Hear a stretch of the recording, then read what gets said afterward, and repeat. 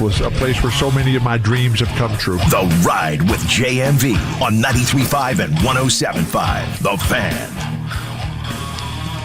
An extended 4-day Father's Day weekend for John, as he is out once again, and I am not JMV, as you can probably tell by the sound of my voice. My name is Derek Schultz, filling in the big chair for JMV today, and this is The Ride, 93.5, 107.5, The Fan. Thrilled to be here on a hot, sweaty, sultry, mid-June day, feeling a little more summery out there in Indianapolis. I'm not complaining. We had a nice, mild spring so far. Summer has been okay. I know it's not technically summer until, June 21st or whatever else, but I hate, like, the 95-degree day thing. I hate going through that. My ideal weather is like mid-May or very early October, like late September, that sort of time when you can sleep with the windows open. And when you wake up in the morning and you're getting coffee at like 7 a.m., you can throw on a light jacket or a fleece or something, or a hoodie and shorts weather. That's my type of weather. Today, not so much, but my excitement's not zapped at all because we got a great show. Looking forward to today's show. We're going to talk a lot of Pacers. This is draft week after all. I feel a little weird, though, talking Pacers draft because, as you guys know, they've got 5 selections. And the probability of the Pacers using all 5 of those selections is 0%. It's 0. There is no way that the Pacers use pick 7, 26, 29, 32, and 55. 0. No way. And Kevin Pritchard has essentially said as much, that we're not bringing in 5 rookies here. We're not. Roster spots are at a premium. The Pacers can't just put 25 guys on their roster. They can't.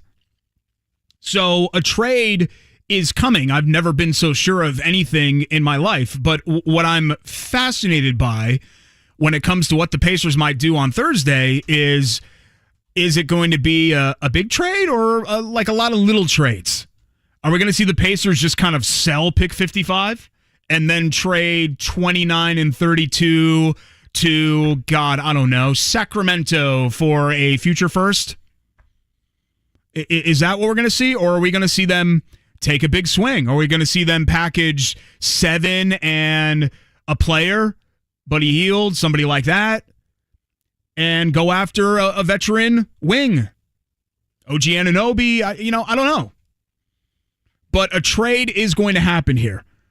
So the discussion about who the Pacers should take here or there, or kind of looking at these mock drafts, like I saw a mock draft where Trace Jackson Davis to the Pacers at 29. I don't think they're going to be picking 29. I don't think they're going to be picking 26. I'm not so sure they're going to be picking 32. So all of that discussion about like pinpointing where guys are going to go feels like a big kind of waste of time to me. But it's sports radio and it's sports Twitter and it's NBA Twitter and everything feels like a waste of time, really, on on those mediums, at least a lot of it. I won't waste your time on today's show until 6 o'clock. We're guest heavy. Greg Rakestraw, as you just mentioned, is going to join us here 25 minutes from now. So he'll be the first guest of the day at around 3:30. We'll go heavy Pacers with Rake. We'll talk some Colts as well because obviously he's involved there. God, Rake's involved in freaking everything. Tony East, who is one of the absolute best Pacer follows, not only for analysis, because Tony is a super smart dude, but he knows the intricacies of the NBA salary cap like no one I've ever met before. I've made this joke to Tony. I'm not going to make it to him again when he comes on the show at 4 o'clock because I've done it so many times. He's probably, oh God, this guy again with this stupid joke. You know the Office episode where Michael, because of Jan's spending, Michael Scott has to declare bankruptcy? And at the very beginning of the episode, he brings Oscar Martinez into his office, who is the accountant in the show. And Oscar's going over his finances, and he's talking about, look, you've got all of these monthly payments, and it's ridiculous, your output compared to what you've got coming in. And Michael looks at Oscar, and he goes, why don't you just explain this to me like I'm 5 years old? And that's how I feel with Tony and early bird rights and, when you can trade somebody, when you can't trade somebody, and two-way deals and all of these things that are involved with NBA salary structure and cap and contracts and luxury tax and everything like that. Tony explains that stuff better than anybody. Now, I'm not going to get too in the weeds with that because this will be a draft conversation. That's more for like free agency and trade deadline. But the Pacers are in a position here where there just isn't a lot of room at the end. It's actually kind of a good problem to have. We have too many draft picks. That is a good problem to have. But they're going to have to navigate this deftly here coming up starting on Thursday and figure out what they're going to do here because you can't keep everybody. You can't have the veteran presence in George Hill or James Johnson and keep both of those guys. You probably can't keep everybody that's on the roster right now that's guaranteed to be on the roster, at least have a guaranteed contract, I should say, for 23-24. In Tice and McConnell and all of these other pieces. You know, are you going to move Hield? Maybe we can finally move on from talking about them moving on Miles Turner, which we've done in this town for like 10 years straight, or however long Miles Turner's been in the league. You know, Miles Turner was drafted in 2015. I think the next night we were talking about, hey, Pacers, should they trade Miles Turner? That's what it really feels like. At least he's not in that conversation. At least I don't think so, where we are right now. But Tony East is going to join us to talk about all that coming up at 4 o'clock. Really looking forward to our conversation with Bob Kravitz at 5. I think you guys know that Bob no longer with The Athletic. They made a decision corporate-wise to shed some of their very, very talented and established writers and columnists and pivot a little bit from what their business model was. It has nothing to do with Bob's ability or the quality of his work. It's just one of those things that happens in this business. It's something that happened to me 3 years ago, which I'm not going to rehash on this show, but Bob will join us at 5 o'clock and we'll talk about what the past couple of days have been like for him, the outpouring of support and kind of where he goes from here. I'm not sure Bob knows, honestly. I talked to him briefly via text and it doesn't sound like he's calling it a career after 40 plus years of doing this and doing this at a high level. I mean, when you think of Indianapolis sports media members in this generation, if you were to go to Portland, Maine, or to Columbia, South Carolina, and have somebody name somebody that is connected with Indianapolis or somebody that they've heard of in Indianapolis, I think Bob Kravitz would be the name, honestly, that would come up the most. I mean, he had a national and still has a national presence from his time as an Indy Star columnist and then with THR and then, of course, here the last couple of years at The Athletic. But Bob's going to join us at 5 o'clock and we'll get up to date with what he's doing. A guy that's doing a whole heck of a lot, and it's weird because he's in a different town now. And I think the world of his talent, and I kind of miss having him around. Charlie Clifford's going to join us at 5:30. How about those Redlegs? They've won 9 straight. They're in first place in the Central. And I'm not going to turn this into like we're not going to do a Reds segment. You know, to me, in Indianapolis, it's hoops, football, and then you sprinkle in racing. Like that's essentially what sells here. And you guys can tell me if I'm wrong at Schultz 975 or in the YouTube lounge or wherever else. I mean, I know we have baseball fans in here, just like we have hockey fans in Indianapolis, but sports talk to me is 2.5 sports in this town. And maybe you sprinkle everything else in. So Reds when they're relevant, okay, here you go. Here's some Reds. Cubs when they're relevant, okay, here's some Cubs. Maybe some Cardinals. Maybe. But that's about the extent of the baseball stuff. But the Reds, the win streak, the excitement around the team. I know JMV, the normal host of this show, is a big Reds guy. I thought just kind of in tribute to him, I'm filling in. You know, I was thinking to myself, what would John be talking about today? John be talking about the Reds winning streak, right? He'd be talking about the Reds winning streak, of course. So we'll talk a little bit about that with Charlie. Maybe a little bit about the Bengals as well and where they sit right now. It's weird for me being a kid of the 90s where I'm just old enough to remember the last time that the Cincinnati kind of had the end of that Boomer Esiason, Ickey Woods sort of run there in the 80s. The first Super Bowl that I can remember was the Niners-Bengals second Super Bowl in 88. At least I think it was maybe that was 88, right? 87 was Redskins-Broncos, and then 89 was Broncos-Niners again. I remember that one, but for most of my life, Cincinnati has been kind of a punchline. That's certainly through the 90s. And then even when they got competent, like under Marvin Lewis and like the Andy Dalton era, or even going back to like Carson Palmer, Chad Ochocinco, TJ Houshmandzadeh, Rudy Johnson, like those teams, the punchline, instead of being the worst team in the league, they were, well, they can't win a playoff game, even one. And then finally, of course, they busted that drought a couple of years ago, and Joe Burrow and Jamar Chase and everything that they've been able to do since then. So we'll mix in some Bengals talk there. But we're going to be Pacers and Colts heavy. 239-1070 at Schultz975 on Twitter. Getting back into the Pacers, if they do stay at 7, which I think is kind of a 50-50 proposition at this point. I don't know that. You know, I don't know that they're definitely going to move off of 7. You can't conjure up trades out of thin air. Somebody's got to want that pick. What strikes me about this draft compared to last year's draft is that last year's draft as well kind of had an upper tier of guys. And you thought to yourself, okay, these are the franchise level playing guys. But then when you get to tier 2, these are guys that can be really, really good, like all-star players. So Banchero and Chet Holmgren and Jabari Smith were kind of the guys that were thought of as being the top group, but there wasn't this huge drop-off after those 3. Jaden Ivey was viewed on the cusp of being on that tier, and he had a fantastic rookie year. Benedict Mathurin the same way at Arizona, and he had a fantastic rookie year, as everybody here in town knows. And Keegan Murray was a rock-solid player for Sacramento as well. I mean, those guys all have certainly all-star potential and are probably going to have 10, 12, 15-year careers in the league. Looking at how this draft shapes up, when you get past Wemby at 1, who's this generational prospect, you've got a couple of guys in Brandon Miller and Scoot Henderson who are highly regarded, maybe franchise-level all-star players. But then after that, it's a lot of Cam Whitmore, okay. Jarris Walker, all right. Taylor Hendricks, okay. Like a bunch of AAC players, cool. Yeah, I don't know if anybody gets excited about those guys. I think Jarris Walker can have a really good career and a really long career, but I don't see, and you can see a lot of, the scouting process is very flawed because we're just projecting. Nobody knows.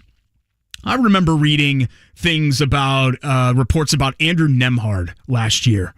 And all the talk about Andrew Nembhard was that he is a backup point guard. That's what he is. That's what he'll be. That's what he is always going to be. He is a backup point guard. No ceiling.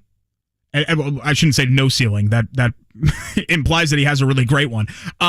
Low ceiling, I should say. And a guy that is just a competent offensive player. Not a lot of upside there. And you saw from year 1, I don't think you had to be a scout to see this. And I'm not trying to say that Andrew Nembhard is going to be some like all-NBA player or anything like that. Andrew Nembhard is considerably better than a backup point guard level player. Considerably better than that. And projects considerably better than that. I mean, to me, that's his floor. His floor is backup point guard, sixth man's, first, second, third guy off the bench. That's his floor. And I think there's going to be some more improvement there. So these guys, they get it wrong. It's a lot like predicting the weather. You add up the information that you have, but weird stuff just sometimes happens.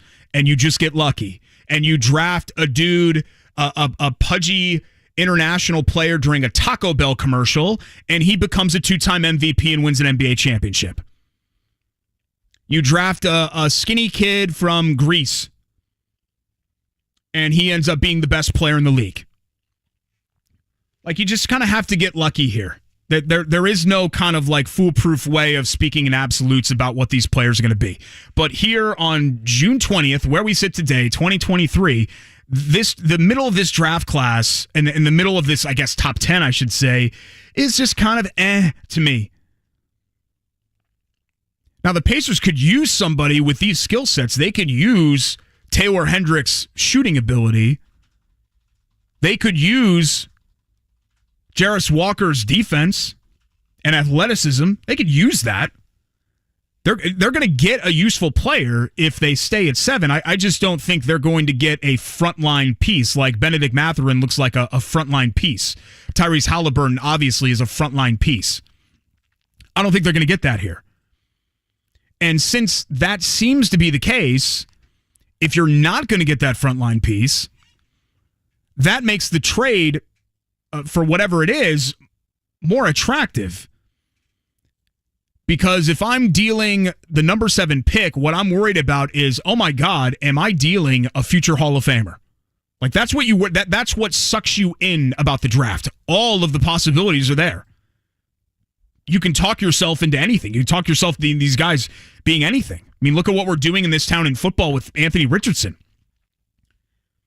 You know, I am open to every single possibility for Anthony Richardson. Anthony Richardson might be a Hall of Fame player. Anthony Richardson might be out of the league in 4 years. It's possible, right? Like, I don't think either of those extremes are going to happen, but it's possible. You're not going to write that off. And that's what's so intriguing about the draft pick, and that's what makes them so hard to trade. So normally, I'm kind of against, especially for a team, you know, the Pacers are still early-ish in this rebuild. They don't need to win right now. Most teams that trade top 10 picks for veterans are teams that are a player away or are thinking about contending. I think the Pacers think about the playoffs. I think they'd like to make the postseason next year. But I think they know deep down this isn't ready to be a contending team in 2024. It's still going to be a minute before that ends up happening. But that said, if Jarris Walker and Cam Whitmore and Grady Dick, I don't know, these guys that have been linked to the Pacers, if they're all viewed as being competent NBA starters, they can be pretty good. I think you can live with trading somebody like that, trading that projection for a veteran player that is already established, and then you don't have to worry about the floor. Because there's also the possibility that Cam Whitmore stinks, or Jarris Walker stinks, or Grady Dick stinks. And you kind of take that off the table if you're the Pacers. So I think a trade is happening. Just adding everything up here. The level of player that the Pacers are going to get at 7, the few roster spots that they have, the very minuscule amount of space that they have, period. The fact that they already have a lot of young players into the fold, and they don't want to just keep piling young player on young player on young player on young player. All of those things add up to them making some sort of a deal. And if it's the number 7 pick, cool. If it's 26, 29, 32, awesome, great. If the Pacers don't even make a selection on Thursday, cool, fine. You want to trade some of those assets for the future? Great. Wonderful. Because I think that they've already have the foundation not fully established, but at least they have some of the pieces there. The sense of urgency in this draft just feels way different than the sense of urgency in last year's draft.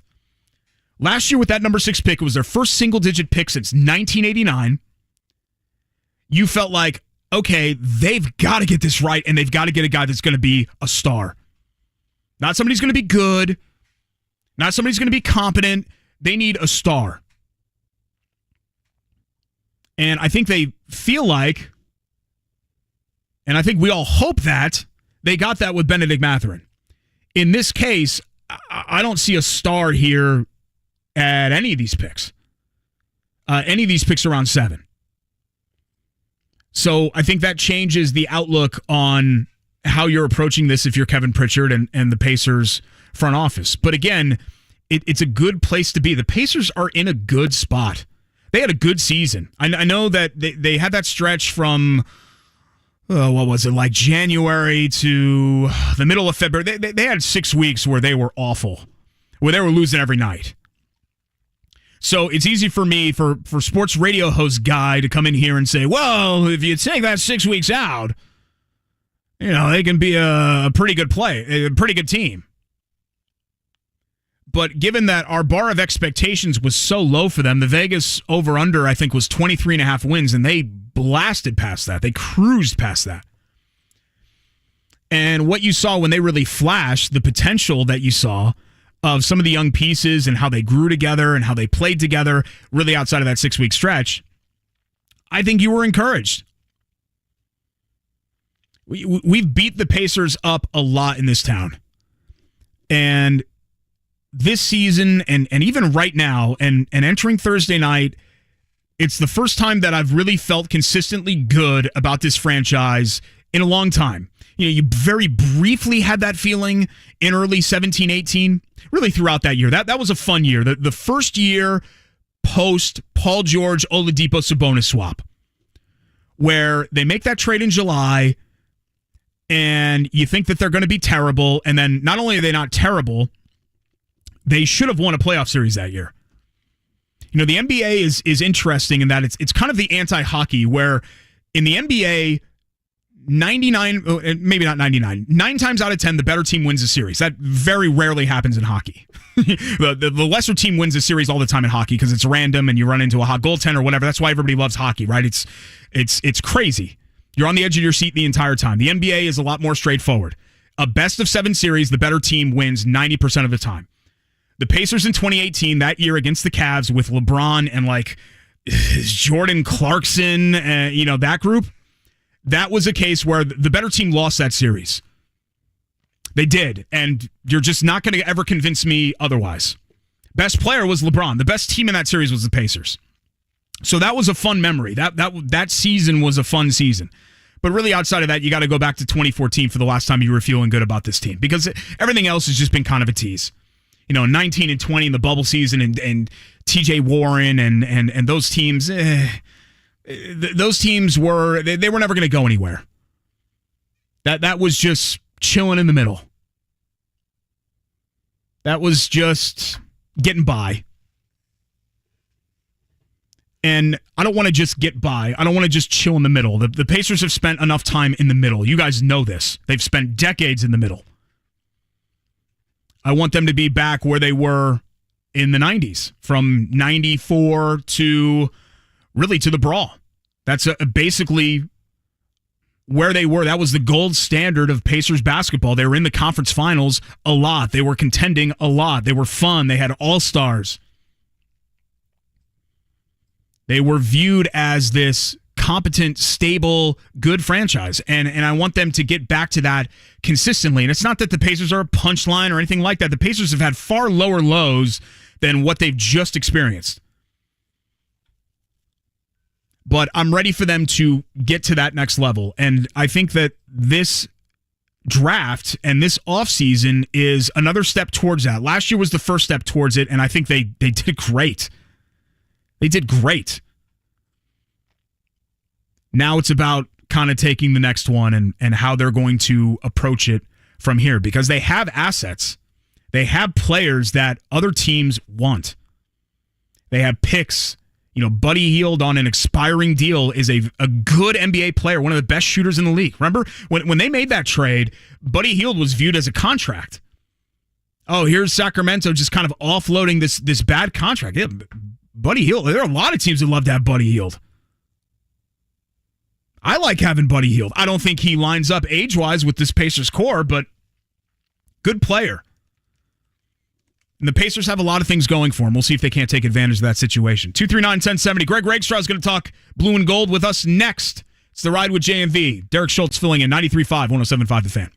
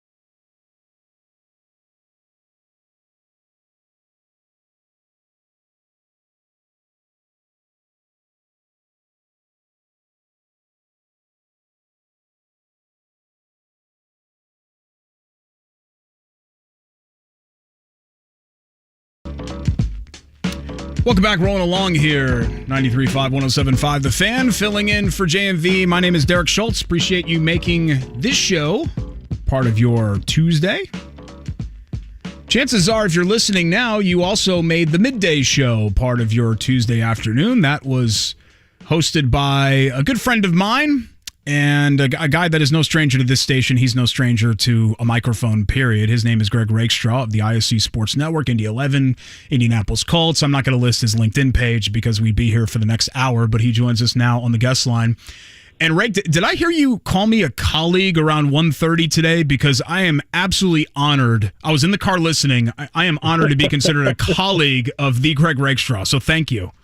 Yeah, of course. I mean, we were coworkers at two different places. I didn't have a chance, when I referenced earlier about this was going to be like the 9:50 doubleheader, on the Fan today. Needed to see if McCauley or Blackman are available to make an appearance on the morning show. We could have hit the trifecta on the show today. Dude, I think the last time we had a Pacers draft conversation on an Indianapolis radio show, we were talking about whether they should take a point guard or Tyler Hansbrough. That's how long it's been. I think it was, I keep seeing here this Paul George guy from Fresno State. Yeah. Nobody knows who he is. Is that going to work out for the Pacers at 10? I don't know.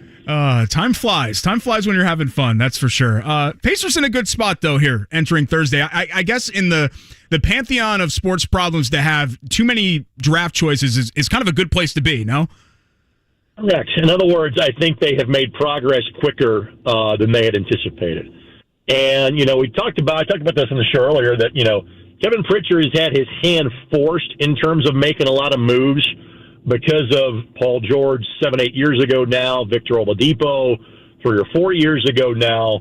But let's also acknowledge the moves he's been able to make, even kind of on a secondary scale, to bring in the proper pieces. Aaron Nesmith was kind of a throw-in as part of the Malcolm Brogdon deal. And the Pacers simply getting out of Brogdon's contract was like the most important part of it.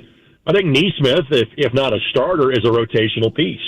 The Pacers basically got Jordan War at the trade deadline because they had cap room. And I think he can be a guy that's maybe the 8th or 9th player, on the rotation. So they've done well. And I think the fact that they can't fit 5 draft picks in, a year after a 25-win season, kind of tells you they got some foundational pieces put together. So, I think it's an impact player at 7, and it's a veteran. I think that's they're looking for. Anything else, second round might be a draft and stash guy, or there could be a trade for future picks. If somebody wants to move up and willing to give up future capital, I think the Pacers will be in that conversation the next couple of days. And given the fact that they're looking for, as you said, an impact player at 7, and they also have the roster crunch that they have, to me, Rake, my viewpoint on this is that I think a trade's coming because anything's possible, I guess, but out of Taylor Hendricks and Jarris Walker and Grady Dick, I don't really see – I see useful NBA players. I don't see impact-level players there with the guys that have been linked to the Pacers. Sure, and I'm not going to try to pretend that I am, completely checked into the major college basketball scene outside of the Big Ten at this point. I'm not. So, I can spit facts at you about Jarris Walker or Taylor Hendricks, and I spent a lot of time watching, those two in the American Athletic Conference this year. Now, if I'm watching the AAC, it's probably because Tulane and Ron Hunter is involved, and not necessarily those guys. So that's kind of a discussion that comes up, and obviously we had it on the show today. Do you trade 7 to bring in a guy like OG Anunoby? Do you put other pieces as a part of that deal to try to bring in a veteran? I'm not sure if the Pacers are to the point where you're trading away the 7th pick to bring back a veteran. That'd be a pretty quick departure, kind of what the plan has been over the course of the last couple of years. But maybe we're to that point in Kevin Pritchard's estimation. Yeah, the difficult thing about conjuring up trades is that I can conjure up a great trade for the Pacers that makes sense for them. It's harder for me to conjure up a great trade that makes sense for the Pacers and somebody else. Like Toronto, I think you and Jimmy were having this discussion. The number 7 pick in Buddy Hield is a great trade package, but if I'm Toronto, why in the world would I want Buddy Hield? I'm tearing things down. Right. I mean, I think you want the 7th pick. You want another future pick. Maybe you'd be willing to take on just some of the spare parts that the Pacers have, whether it's Jalen Smith or Isaiah Jackson, whether it's Chris Duarte, knowing you simply kind of need bodies, for some of these teams like the Raptors, like the Wizards. There is no team in the NBA that needs spare parts like the Phoenix Suns. They literally have nothing to give back at this point. They're out of draft picks. They got like 5 dudes under contracts. They really can't be involved in any sort of trade unless there's some sort of three-way deal that would benefit somebody. So, yeah, it's easy. And the immediate thought is that everybody's little brother outside of Indianapolis had Russell Westbrook coming to the Pacers, this past year because the Pacers could eat that contract. But clearly the Pacers are like, no, we're good. We kind of like the pieces that we have and don't want him at this point. So you're right. When you're thinking about these trade deals that can be put together, you got to think about what makes sense for the other team as well. And while Buddy Hield, I think, would help other teams, not those who are in a rebuilding mode. We're talking with Greg Rakestraw, ISC Sports Network. It's The Ride, 93.5, 107.5 The Fan. Let's shift over to the Colts. They wrapped up minicamp 6 days ago. They punted on the last day, and middle of June, I think sometimes we're just sort of begging for things to talk about when it comes to football. So I've always felt like what happens in OTAs, we just end up overrating. But sure. all of that said, with Anthony Richardson and kind of the ups and downs, is there anything that happened that made you think any differently about Richardson than you did, let's say, on draft night? No, not at all. I mean, and all of the little things are good signs. How he handles the media, the stories you hear about him, cleaning up, after a pre-draft event, the way the other players in the room talk about him, some of the throws you have seen him make in practice. But we're not going to learn anything really until September or October. We'll learn more about when he's going to make his debut as a starter in July and August. But everything is about, at this point, hey, can you play? Can you figure it out at this level? And we're not going to learn that in practices in T-shirts and shorts in April, May, or June. So, again, all of the signs are pointing in the right direction, but we're not going to know much. And, again, we'll learn a little bit more at the end of July and the end of August, but it's going to be well into this year and maybe even a year after that before we really kind of know, all right, what exactly do the Indianapolis Colts have in their number 4 pick? Maybe it's just me talking myself into things, and this probably, honestly, long-term isn't the best thing for them, at least in the scope of the 2023 season, Rake, but I just don't think that they're going to be like this bad, awful football team. I see people say, well, they're going to go, they're going to win 3 or 4 games again. I'm like, guys, they were almost a 6-7 win team last year, and I think on paper they look, and that's with everything going wrong. Like last year, everything that could go wrong for the 2022 Colts, I think went wrong, and I just feel like that's unlikely to occur again this fall. And here's what I would say is that the margin is so slim between great to terrible in the National Football League. The Colts were a miserable football team last year with a 4-12-1 record. Period, end of sentence. They beat the Super Bowl champs and should have beaten the runners-up. Now, I know both of those were in Indianapolis. Those games were kind of played in different circumstances in terms of one being in week number 3 and the other one being in the middle of November. But for as bad as the Indianapolis Colts were, they beat the Chiefs, they should have beaten the Eagles, and they should have beaten another playoff team in terms of Minnesota Vikings. And that's with pieces that weren't fitting and with a coaching situation that was questionable. So you're never that far away in the National Football League. Never. I mean, you have an occasional team that appears to be on Team Tank, fewer than you get at, say, the NBA level or the Major League Baseball level. You're never that far away in the National Football League. And I get that you can play the what-if game on the wins as well, but bottom line, if they convert a 4th and 20, or at least prevent the Texans from converting a 4th and 20 in Week 17, and then they hold on to a 33-point lead, then that's a 6-win football team. Exactly. Like that's kind of how close they were, I think, to at least being. And thank God they weren't. Thank God they lost both of those games. Yay! Right. That was the best thing for them. But that's how close they were. Term. Yeah. I mean, I look at this roster and I don't see bad football team. I see maybe a below average one, but I don't see a bad football team. So, what is a reasonable expectation? Like, what are you looking for next year, Rick? Obviously, you're looking for growth and development, individual players like Anthony Richardson, but from a team standpoint, is there a win total or something that you could point to say, okay, this season is success if blank happens? It's not a win total. It is, can the offensive line revert to something other than what was at the end of last year? Because that went from a strength to an albatross in an amazingly quick fashion over the span of a couple of years. And so is there anything left in that offensive line? That strikes, that catches my attention. What is Shaquille Leonard at this point? Can he revert back to what he was?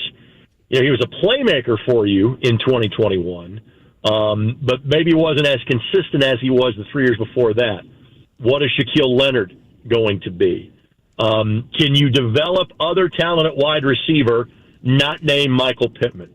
But the obvious thing that this season is going to come down to, whether it's a success or not, will not be, wins and losses. They're nice when you have them, but how good is Anthony Richardson? When you have a first-round pick at quarterback, and he was so unique to try to qualify as a draft pick, let alone before, ever taking, a snap in the National Football League, that kind of blots out the sun. And so what is Anthony Richardson going to be in 2023? Everything else is secondary compared to what number 5 looks like over the course of 17 weeks. We're talking with Greg Rakestraw of the ISC Sports Network here on The Ride on the Fan. Greg, you have done so many different sports and you're involved in so many different events. And I know just personally speaking, you have a lot of different interests, notably tennis, one of your big interests. This is kind of the time of year in the summer where we're not just 24/7, 365 NFL all the time. What is your favorite summer sporting event? Is it soccer related? Is it Wimbledon? What is it for Greg Rakestraw? It would be World Cup, and obviously we have a Women's World Cup that comes up. That will catch my attention a few weeks from now. Clearly, the Men's World Cup wasn't close to the summer last year, with it, being played on like Thanksgiving and Christmas and things like that. U.S. Open, which just happened, is obviously a pretty big deal. Wimbledon, I probably don't watch as much as I used to, and maybe I'll start watching it. This is not to, I acknowledge, Rafael Nadal, Roger Federer, Novak Djokovic, you can argue, are the 3 greatest men's tennis players to ever live. But I also got to the point where okay, I've seen this final before. I've seen this matchup before. And so maybe knowing that we're down to really one of those 3, Rafa's going to come back for kind of a send-off year next year, but it's Novak and everybody else, at this point, that might get a little bit more of my attention. So I would probably say World Cup would be number 1. And then, obviously, anything we produce on the ISC Sports Network. So, Greater Lafayette World Series is up there somewhere. Including Query and Schultz, of course, which you can see Monday nights at 7:30, ISCSportsNetwork.com and the ISC app.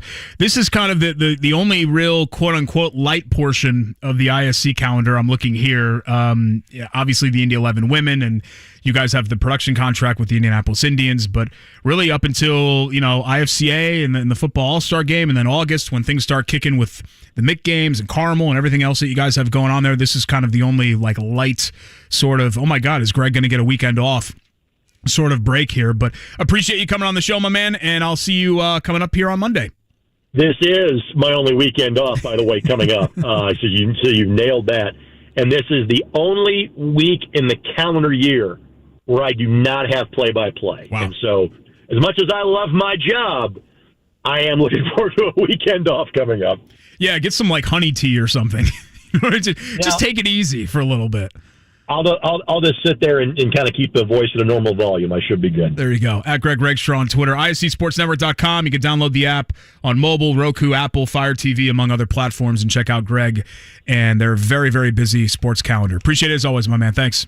You don't have to say they. You don't work for us full-time anymore, but you are still part of the family. You can drop a we with that. Cool. All right. I'll do a we. I'll keep going with the we. See ya, man. That's our friend Greg Rakestraw.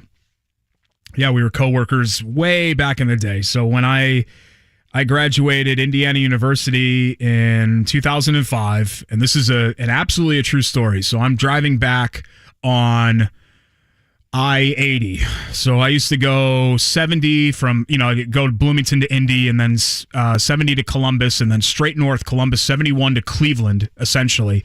And then I'd pick up the toll road and go 80 all the way to the George Washington Bridge, and then up to Connecticut, my home state.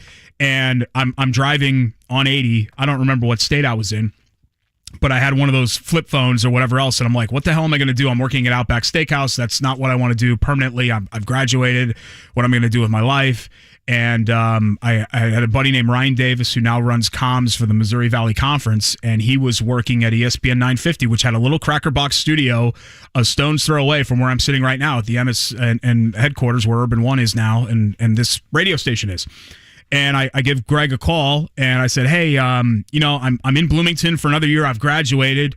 I could send you my resume, but I'm just trying to get involved. So anything that I could do, I'll even intern. He's like, well, you could be an intern, but there are potential for you to be a part-timer. And I started in that August, and then in September I was working part-time shifts as a board op, and eventually show hosting, high school shows, midday shows, the afternoon show with Greg, and then I guess the rest is kind of history there. So it's funny how life works and things can come full circle, but that's almost a 20-year relationship now with Greg, and he's been great to me in my life. We're only like 7 or 8 years apart, so it's a little weird to be like mentor and father figure, but Greg's been all those things, but most notably a great friend during all of that time.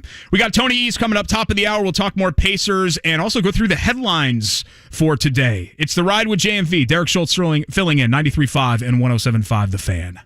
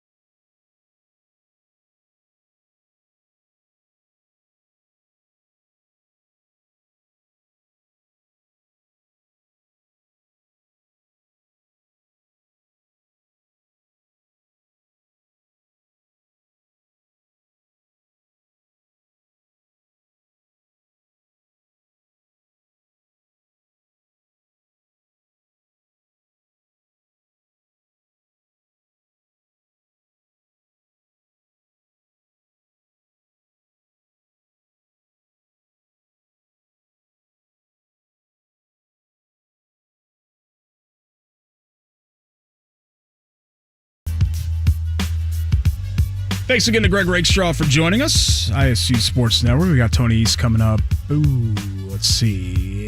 8 minutes from now. Top of the hour, we'll talk more Pacers with him. He's the Locked On Pacers podcast host. Also covers the Pacers for Forbes, SI.com, and a bunch of other things as well. Tony's a great dude. Really, no pun intended. He's locked on Pacers, but he is locked in when it comes to the blue and gold and all of their happenings.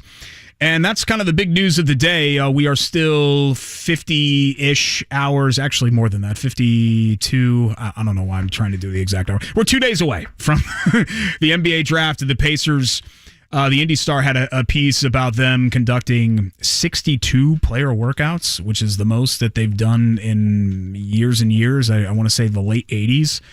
And if you go back that far, I don't remember exactly when we went to just 2 rounds in the NBA draft, but for a while there were like 6, 7 rounds, and then I think there were 3 rounds, and then somewhere, I want to say in the early 90s, we started going down to 2 rounds, like 91, 92. It was 1989 is when the NBA draft Okay, 89, cool. James, did you know that off the top of your head? Oh, no, I just Googled it. Okay, cool. Yeah, see, James Adams is a great producer because he's able to just find these factoids on the fly like that. So 89 was when they went down to 2 of those rounds. So I think you have to go back to prior to that, the last time the Pacers conducted this many player workouts, and they've got a lot of picks, and they can cast a pretty wide net here and see all that they have and who they can get in potential spots, and if they want to deal off those picks knowing, hey, we can get this guy, do we want to trade this pick or not? So NBA draft should be a very, very interesting night for the Pacers coming up here on Thursday. Colts entering sort of a dead portion of the NFL offseason with plenty of question marks. We'll get to those questions coming up a little bit later on in the show, I think after our talk with Tony East.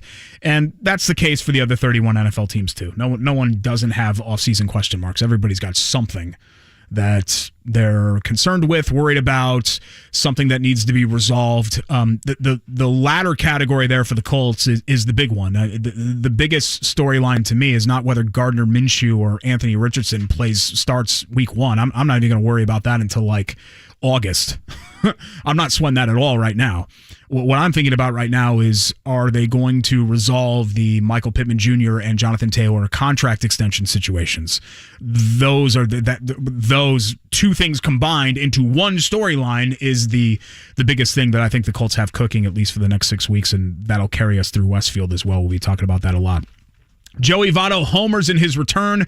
Reds run their winning streak to 9, and they grab first place in the NL Central after a 5-4 win over the Rockies. It's great to see. I'm thrilled for the fans. I know a lot of Reds fans, and they've been suffering a little bit here. I don't think the ownership group there has always done them all these favors. I thought they kind of sold off some pieces and punted on a couple of years. I'm glad they're turning it around, but that doesn't kind of excuse some of the decision making that they made in the last couple of years. But good for the Reds. I'm glad they're relevant. And it helps to be in the Centrals. In baseball, the Centrals is where you want to be, especially the AL Central, which has stunk for years. Just awful. You're feeling real good about yourself if you're hanging around 500 in the Centrals. You're not feeling real good about yourself if you're the Red Sox right now in maybe the greatest division in baseball history. You're not feeling too good about yourself. And I think Boston, and this is coming from a Yankee fan, I think Boston probably is the best team of either of those divisions out of the 10 teams. But it is what it is. You go where you go. Your division is what it is, right? Colts know they benefited from that in the AFC South for years. And then finally, rounding our headlines, Indiana Fever heading west for a 4-game road trip. That also starts Thursday. They're going to Seattle, pair of games in Vegas, and they've got somebody else in there, LA maybe, mixed in there. And they've been really good so far. They're 4-7, right? So the record-wise, you can point to and say, well, what are you talking about? They're really good. They're showing a lot of progress and taking positive steps forward. And Leah Boston has been fantastic. She has been just as advertised. And that's been really, really, really great to see for a team that has kind of fallen into the basement of the WNBA. Tony East is going to talk Pacers with us. We'll fit in some fever with him as well. Locked On Pacers podcast. We'll talk draft night coming up Thursday next. It's The Ride with JMV. 93.5, 107.5 The Fan.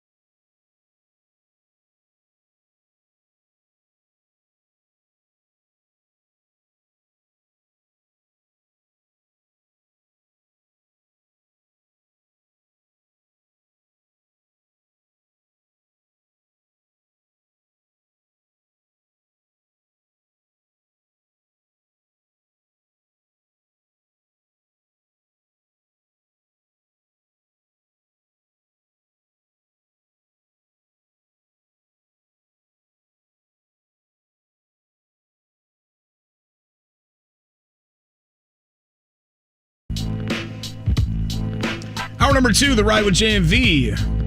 I'm not JMV, I'm Derek Schultz filling in for today. Thanks so much for making us a part of your afternoon. 2 days away from the NBA draft. It's always one of my favorite nights. In fact, Jake and I on the show, Jake Query, who does mornings with Kevin Bowen, we still do our Dog and Pony show, Query and Schultz, once a week. Monday night, 7:30, ISC Sports Network. You can check it out on YouTube. Everyone has their own sports nerd gift, and one of my sports nerd gifts is that I have this encyclopedic knowledge of the 1996 NBA draft, which is the greatest draft ever, even better than 84, pound for pound.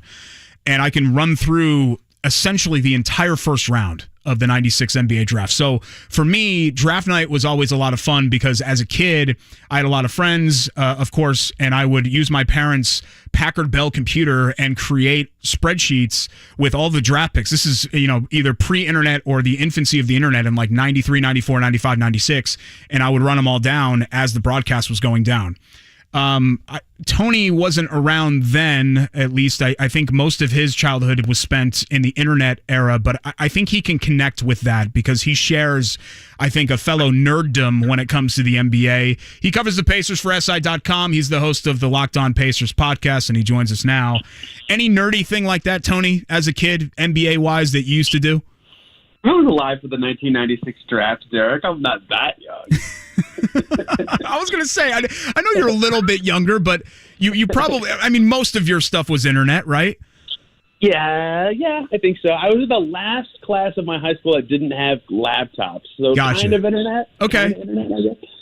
I don't know if I had like a nerdy NBA. I had a lot of nerdy baseball stuff. I bought the top 10 stats book that the MLB put out every single year. Some of them, it was the same top 10 for every stat, the same every year over, but I still wanted to read it. So baseball was my nerdy thing. It's just fun. Like, you can pick a sports season. I remember ESPN used to have an old show, and you would pick your expertise, like 1993-94 Indiana Hoosiers. And then, like, Dan Patrick would ask you questions, and I feel like everyone has, like, that one category where you're just like, I know everything there is to know about this, but I know you know most of what there is to know about the current 23-24, at least about to be Indiana Pacers.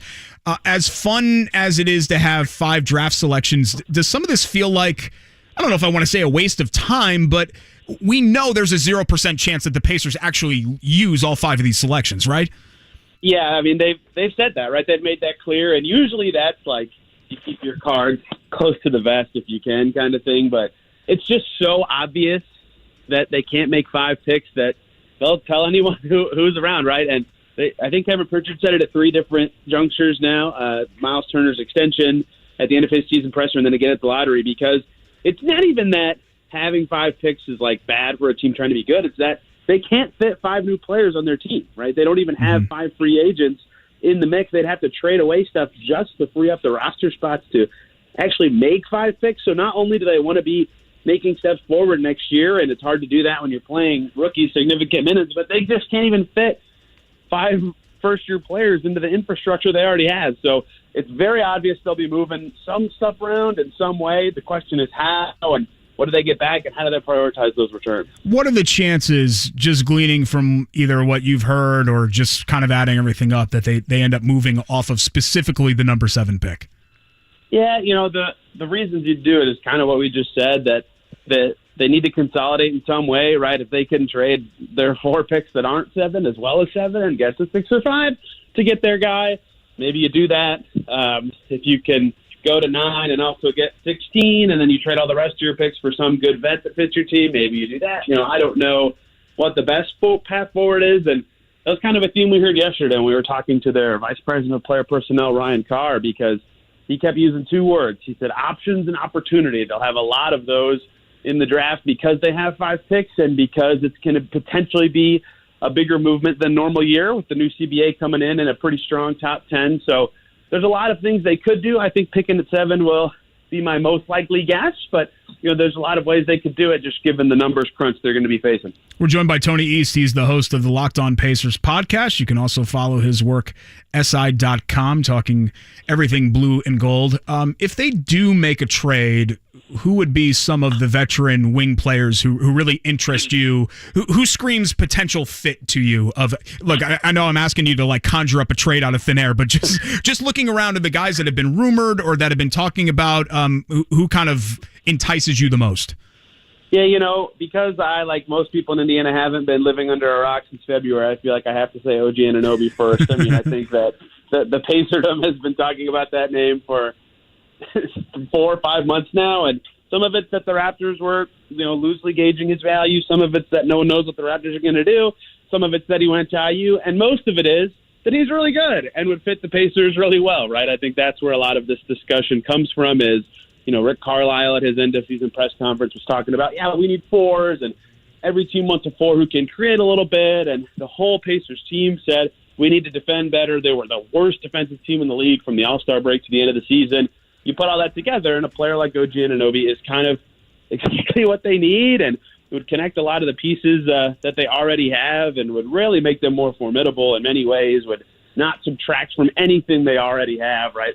You're going to hear a lot of names, but I think he'll be the one that obviously I always start with when I am asked that question. But he's not going to be the only one. It's always tricky because wings are so valuable that teams rarely make them available. I think Jake Fisher at Yahoo reported Pacers had some interest in DeAndre Hunter with the Hawks back in February. Perhaps he could be one that they circle back to now. The Hawks are going to be dealing with some financial stress because of the new CBA pretty soon.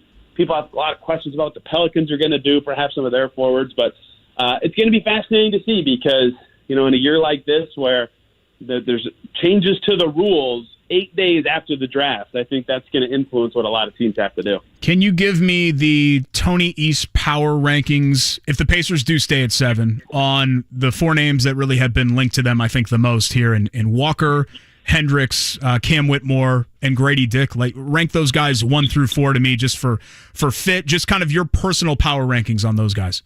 Yeah, Walker and Hendricks are my 1-2 in some order. Walker's been my one the whole time. A lot of people think Hendricks would be a better player, a better fit. I understand why. He's a much better shooter, but Jarris Walker can really defend. He can defend several positions. He can really move around the floor, switch. He's powerful. Like, he's just kind of a lot of the stuff the Pacers need, and he's got a little bit of offensive upside. Like, if you watch his high school tape at IMG, he's handling the ball, creating a little bit, making plays in a way that you never see that with Hendricks, but both can defend. And I think that's why, of the natural fits at 7 for the Pacers, those 2 stand out the most to me. They need defense so bad. And a lot of times you don't want to look at fit in the draft, right? You just want to get the best player. But in the Pacers situation where they have 2 really good guards who they project to have for a very long time, you can actually think about fit a little bit. And so looking at those defensive forwards who plug in well with Halliburton, with Mathurin, makes a lot of sense. I think that Grady Dick might fit better with the Pacers than Cam Whitmore does, but I think Cam Whitmore will be a better pro. So those 2, it kind of comes down to your philosophy. I would put Whitmore 3 and Grady Dick 4. Whitmore just has this unique combination of athleticism and power. Grady Dick, obviously the best shooter in the draft. So none of them are bad players. I think they'll all be fine in the pros, but that's the order I would put them in. I think there's this feeling from fans, and maybe it's because fans here aren't used to having top 10 picks. They had their first single-digit selection last year with Mathurin since 89 or however long it had been. But there's this feeling that like anybody that you get with a top 10 pick has to be some like franchise level player, have that upside. Am I right in saying I'd happily settle? Like, let's say it's Jarris Walker. If he can switch and guard multiple positions and be a rock-solid NBA starter for them for 7-8 years and have like a 10-12 year career, like I'm perfectly cool with that. Is my bar too low? Your bar's right. Before we talk about that question, we did this last year, Derek, where we talked about Pacers' top 10 picks since the 80s. And I think we all talked about it wrong. We were all saying single-digit pick. You should know, 1996 draft, they picked Eric Dampier 10th, exactly. Yeah, you're right. That's a top 10. That's a top 10 pick, right? Shouldn't that count? and Paul George, right, was 10, exactly 10. So you had to specifically say single digit, but yeah, you're right. We all did it. We all did the finagling for years and years.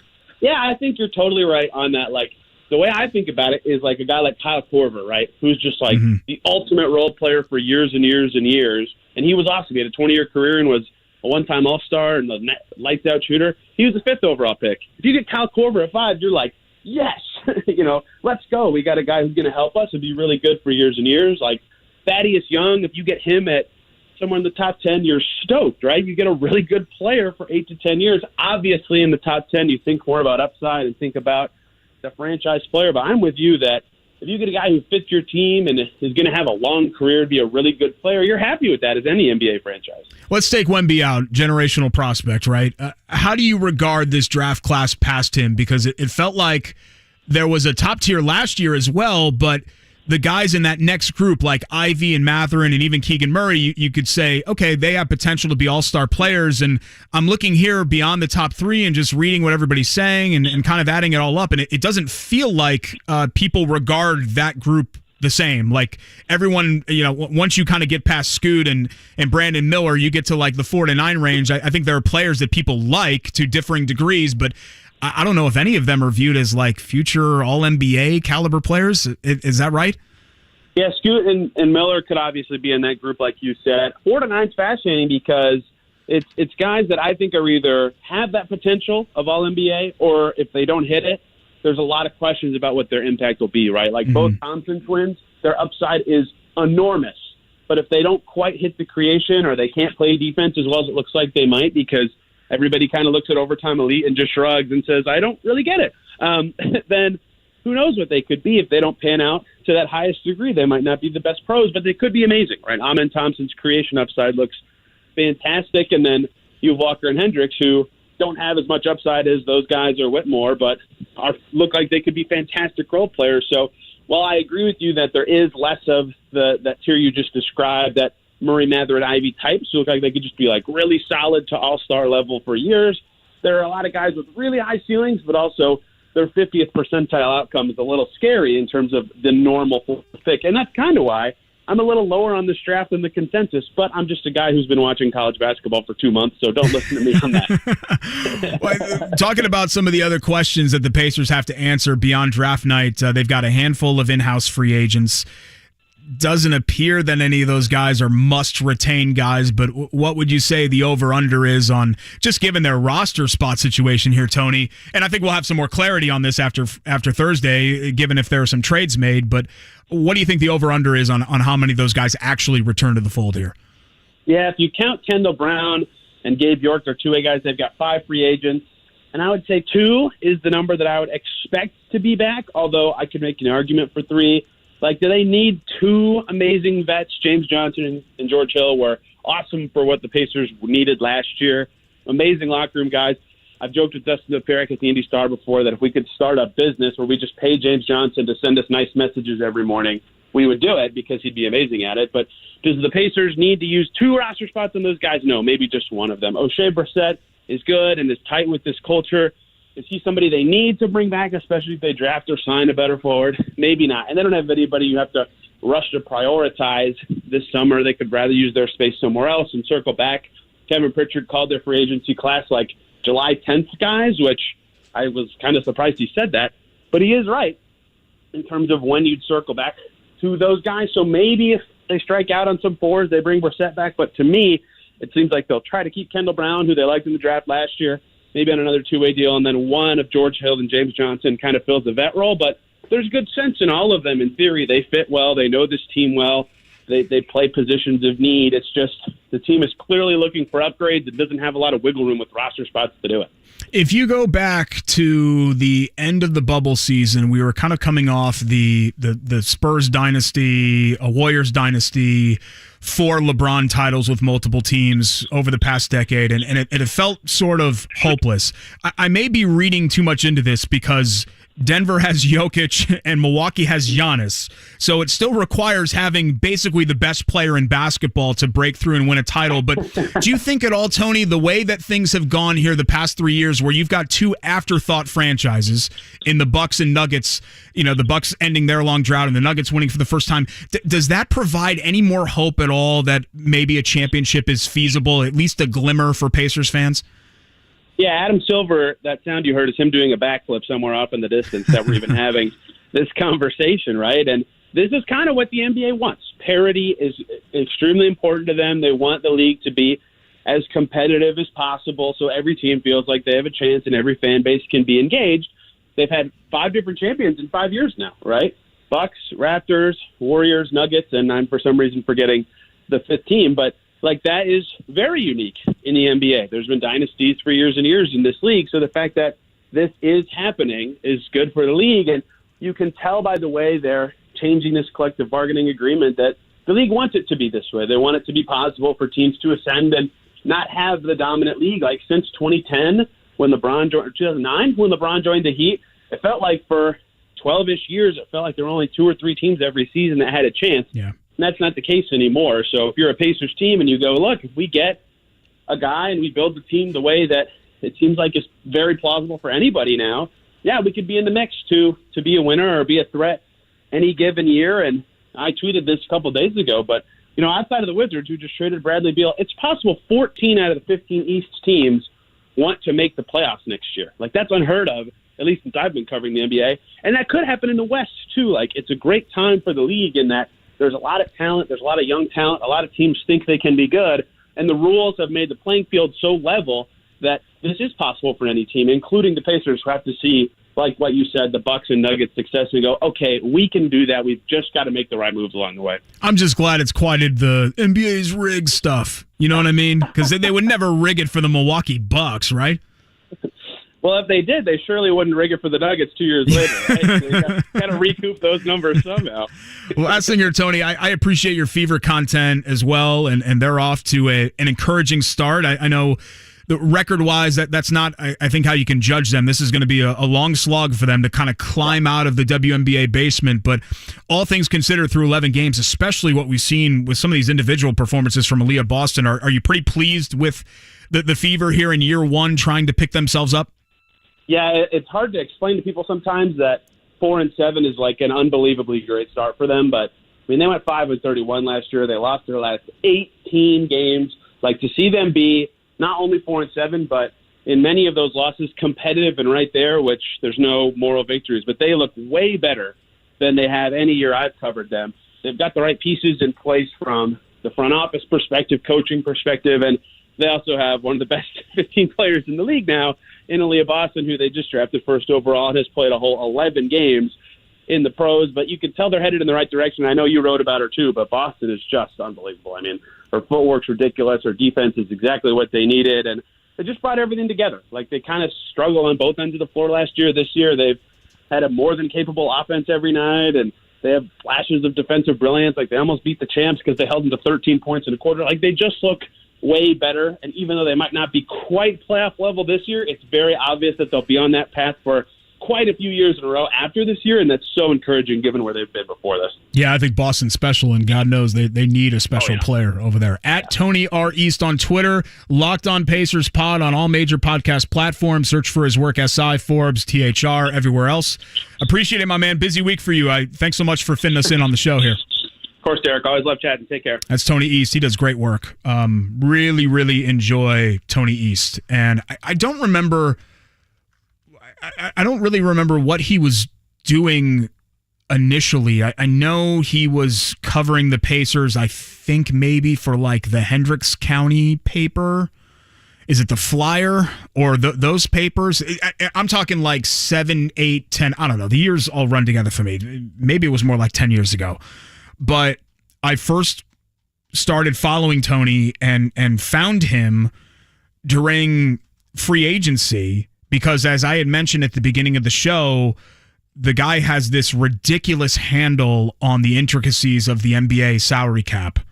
And there's a lot that goes into it. I mean, if you want to get in the weeds, man, you can get in the weeds when it comes to NBA salary structure and bonuses and limits and what you can pay, what you can't pay, bird rights, cap exceptions. It's crazy. It's like taking a Purdue engineering class or something. It's insane. And Tony is just able to not only pull all of those pieces apart, untangle all of that, I guess I should say, but he's also to explain it in a way that somebody stupid, me, can understand. And so I've always appreciated Tony for that, but he does a great job covering the Pacers. Trade's happening, okay? Trade's happening. I don't know if they're going to trade the number 7 pick. I can't say that definitively, and nobody's told me this. I didn't talk to Kevin Pritchard before coming on the show here, but a trade's happening. They've got 5 picks. There's no way they're going to use all 5. They've said they're not going to use all 5. They've got a young core already. They've got a roster situation where they just don't have a lot of space. They certainly don't have space for more young players. They got a bleep ton of young players with where they sit right now. And there just aren't a lot of difference makers. You know, if the Pacers were in the lottery, and I'm talking if they won one of the top 4 picks, specifically one of the top 3, I think we're having a different conversation. If the Pacers obviously had one and it was Wemby, or they had 2 or 3 and it was either Scoot, or if it was Brandon Miller, different conversation. But these players 4 through 9, Cam Whitmore and Jarris Walker and all of that, I think there are, to varying degrees, reasons to believe that they could be very capable NBA players. I just don't see frontline NBA player. Last year's draft, if you stared at Keegan Murray, you could see frontline NBA player. If you stared at Jaden Ivey, definitely you could see frontline NBA player. Stared at Ben Mathurin, you could see frontline NBA player. I don't see it with these guys. Once you get past that first tier, I don't know if I see it with Scoot and Brandon Miller, honestly. Like, if I think if I'm combining the 2 drafts, I'm taking 22 and 23. I'm still taking Wemby 1, obviously. But after that, the next 6 guys I'm probably taking are for the 22 draft. The next 6. Before I'm getting to Miller or to Scoot Henderson. And I don't know, maybe I'm short selling the class. But just kind of from my personal viewpoint of watching a lot of these guys, and just from everything that I've read and listened to and the scouting reports and kind of going through all of that's what it strikes me as. This is a okay class, and some of those prospects that the Pacers are looking at number 7 are fine. You know, if Jarris Walker can come in and defend and switch and guard multiple positions, he is a competent shooter, not a great one. He doesn't have a lot of offensive upside. Fine. I think he could be a fine NBA player. You know, Taylor Hendricks is whatever. He's fine. Cam Whitmore is fine. And the Pacers can use more fine players. They could use guys like that. But I don't see like all-star, all-NBA level, frontline, difference maker level player. And that's why just kind of adding everything up, I think, you know, gun to my head, they're going to move off of 7. But you can't, again, conjure up trades just out of thin air. You have to have 2 interested parties. The good news is that the Pacers, it sounds like, and Brian Windhorst had said as much, that they're interested, at least fielding calls about number 7. And they've got other pieces to deal that are attractive to teams. If they wanted to move off Buddy Hield, they could move off Buddy Hield. There are a lot of teams that could use that. Expiring deal, veteran player, capable player. But it's about kind of making that magic work. 239-1070. Let's go to Caleb. He is on line 1 joining the show. Hello, Caleb. Hello, Derek. Hello. Hi. Does it work? Yes, you're on the air. Hi. Awesome. Welcome. Hey, cool. Thanks. Thank you, Derek. I appreciate it here. I guess I just wanted to make my point very briefly here, and then I'll get on out. But I was kind of surprised, for as much as Tony was talking about veteran wings, and for the recent trade that they had where they wanted almost nothing for their star, I'm surprised Kyle Kuzma wasn't talked about. Because that way you could have a guaranteed way to get a borderline all-star wing player in Kyle Kuzma, as well as some free agency cap. Excuse me, not free agency cap, pardon me. Keeping the 7th overall pick. Yeah, obviously, a little bit more of a sign-and-trade deal, but I think it could work. Yeah, I mean, I guess that's a possibility. You know, what I worry about, I guess, a little bit with Kuzma is, and he had one of his best years, if not his best year, this past year, at least statistically. I hate giving Jake Query credit for this term, but Query's got this term that he came up with where he's a 20-20 guy, where he's a 20-point scorer on a team that wins 20 games. And, you know, that's not what I want. I like Kuzma. Kuzma's fine. You know, Caleb, I think that the Pacers would be better off, in fact, trading the number 7 pick for somebody that is already established like that, because the guys that I'm thinking about here aren't guys that, you know, Kuzma's not really necessarily the fit that I was looking for, but guys like that I think are fine because I don't see a lot of high ceiling prospects available to them at number 7. So if there's not a high ceiling guy, what's the point? Guy, though. Okay, but like, here's the thing: you have Halliburton, you still have the unknown of Benedict Mathurin. I think you just need a solid third player. When David West came in, he wasn't supposed to be an all-star guy, right? He was just supposed to be the guy that helped right the ship, and I think that's really what the Pacers need. Yeah, I agree with you. It's rare that I feel like I agree with Caleb, but I agree with that take. I think that a trade is very attractive to me because I don't think that the Pacers, by dealing the number 7 pick, whoever that ends up being, Whitmore, Walker, Dick, whoever, they're going to be like ruining the day that they gave up that pick because that player became somebody amazing. We did that in the 2011 draft with George Hill, and God bless George Hill. George Hill is a really good NBA player, and he was good here. I think people short-sold how much of an impact he had on those teams that went to the conference finals and went deep into the playoffs. But what do we talk about with George Hill? Yeah, George Hill is a good player, but they gave up Kawhi Leonard, right? The pick that became Kawhi Leonard. I don't think the Pacers are sitting here if they trade that number 7 pick thinking that, oh my God, we gave up. Jarris Walker ended up being an MVP level player who won championship. Like I might be wrong.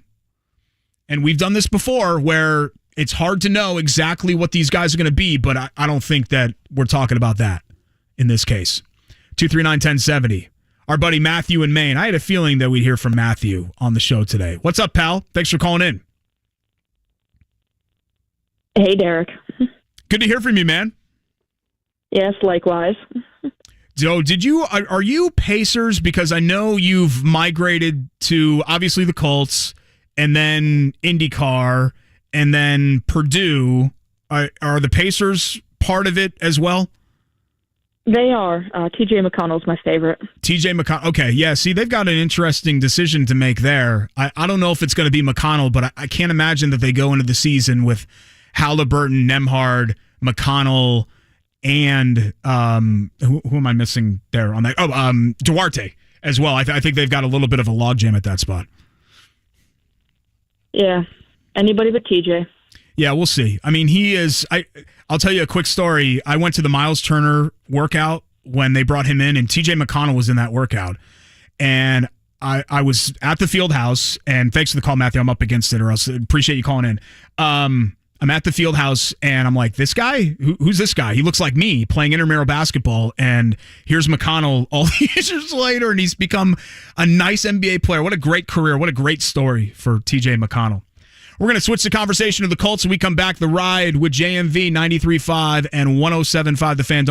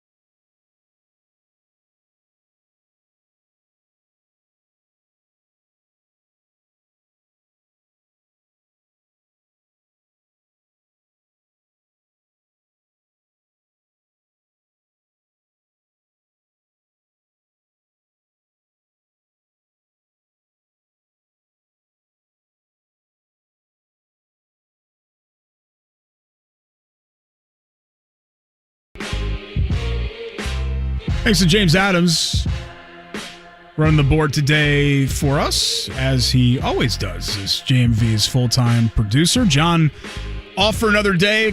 Call it extended Father's Day weekend. My name's Derek Schultz filling in. I've got a lot of stuff cooking, I guess, if you care or want to follow along. Jake Query, who obviously co-hosts with Kevin Bowen in the morning, is a former radio partner of mine back in the day, and we still do our show, Query and Schultz, once a week in podcast form and TV show form, ISC Sports Network, and on major podcast platforms. If you want to check that out, every Monday night at 7:30, we stream it on our YouTube channel, Facebook, Twitch, Twitter, all that other stuff. So you can, I guess, follow along there. Also, I write columns bi-monthly with Mark Monteith for the IBJ. So this week is my week. So Friday is the published date on that. And I've got something coming on the Pacers at Indianapolis Business Journal and IBJ.com. And I still sort of write for Indy Monthly every once in a while. They've had some changes over there. They're not on the 5th floor in this building anymore. And some of my stuff my involvement there has been less just because, life gets in the way and you've got other stuff happening as well. But those are kind of the two main things that I'm doing right now, and obviously filling in here every once in a while on The Ride or on Network Indiana, wherever else. And then my full-time job, which is fun for me as an IU grad, and it's still a little bit weird, but it's stopped being as weird as it initially did, is working for Purdue and having a great time doing that. There are great people over there. A lot of Boilermakers I know listen to this show, and it's been cool. It's not been so cool for my wife, who is still firmly an IU fan, and all of my college friends still firmly, obviously, in that boat. But a lot of great people at Purdue, and really enjoying myself there. And I'm glad that they allow me to do this every once in a while. And I texted my boss. I was like, hey, they asked me to do a radio show at 3 o'clock. Can I take the last 2 hours of the day off and do the radio show? And they're like, yeah, great. Have fun. Awesome. Let's make sure your work gets done. That's the beauty of it. If there's one good thing that came from COVID, it's like this remote work and the trust that bosses have in employees. At least that's what I've experienced, where, we're grown adults. I don't need to physically be somewhere to get my job done, to sit at a desk for 8 hours a day. There's really no reason for that. Sometimes I'm really productive at 9:30 at night. Sometimes I'm absolutely productive at like 6:30 in the morning. When I wake up, I'm a huge morning person. So I hit it. I start chugging coffee, and then I'm at it. Let's attack the day. That's kind of how I am, and I know a lot of people aren't like that. So sometimes during the day, I'm kind of picking stuff up and putting it down. Like I'm working on this, and then I stop for a while, then I work on that, and I stop for a while. But like I'll never do it. And I have a 6-year-old, and we have my wife works overnight, so our schedule's a little bit wonky to begin with. So that's really kind of worked out for me to have that sort of remote basis and be there. I had mentioned that we were going to shift over to the Colts. They wrapped up mini camp last week, and this is sort of the only time of the year that I don't even want to say dead. The NFL has mastered the 365-day news cycle, where regardless of what happens and what month it is, what week it is, what day it is, there is something happening, being whispered about, being talked about with the NFL. Like I saw something today about Dalvin Cook and DeAndre Hopkins wanting to play together, and it's something from an interview where I don't even remember if it was Hopkins or it was Cook or whoever said. They said, yeah, I'd really like to play with him, and then boom, like it's a headline, ESPN.com. These two guys say they want to play with each other. I'm like, God, it's June 20th. Like somebody said on a radio interview and wanted to play with somebody else. That's news. But the NFL, hey, give it credit. We eat it up, right? We're talking about it. We eat it up. There are storylines that the Colts that are going to follow the Colts here into the dead period that we're going to be talking about throughout training camp as well. And I think the biggest one of all is the contract extensions coming and looming, at least we're presuming they're looming, for their 2020 draft class. And the two high-end guys there in that group that are eligible for contracts are Michael Pittman Jr. and Jonathan Taylor. I think both are fascinating cases for different reasons. Taylor's case would be far more slam dunk if he played a different position than running back. Pittman, you're tripped up on the fact that you don't know what he's going to be. I'm worried that Michael Pittman Jr. falls into that category of being, this used to be a term, I'm not sure if it's still a term with Major League Baseball players, where guys are 4A guys. And what I mean by that, like, they're not AAA, but they're too good for AAA, but they're not quite good enough to be regular MLB players. They're 4A guys. I'm worried that Michael Pittman Jr. fits in between a 1 and a 2. Like, I think he's a very productive NFL player. I think Michael Pittman Jr. is going to have a really good, long NFL career. I am skeptical that Michael Pittman Jr. will ever be oh my God, we have to stop everything that we're doing and stop this guy to win this game. I don't know that he's going to be that level of player ever. Like, when you think about the truly dynamic wide receivers in the NFL, you would not put Pittman Jr. on that list. I don't care what his stats say. You wouldn't put him on there. I mean, God, T.Y. Hilton put out great numbers, and I argued for years that T.Y. Hilton was the number one guy. But remember, we used to have arguments in this town whether he was an elite level, keep you up at night guy at wide receiver. So that's a really high bar. I mean, we're talking about the best of the best, like Hall of Fame level players at that spot. And I'm worried that you're going to pay Michael Pittman Jr. money, number one money, for a guy that's not going to give you number one, keep you up at night results. And as the draft has shown, you can pretty easily replace that. And that's the case with running back, too. At the end of the day, I'm in favor of bringing Jonathan Taylor back, okay? He's 24 years old. He's been, I'm not even going to hold last year against him with all of the injuries. He's been an insanely productive player, a dynamic player, one of the small handful of best players at his position. But the hang-up for me is the years.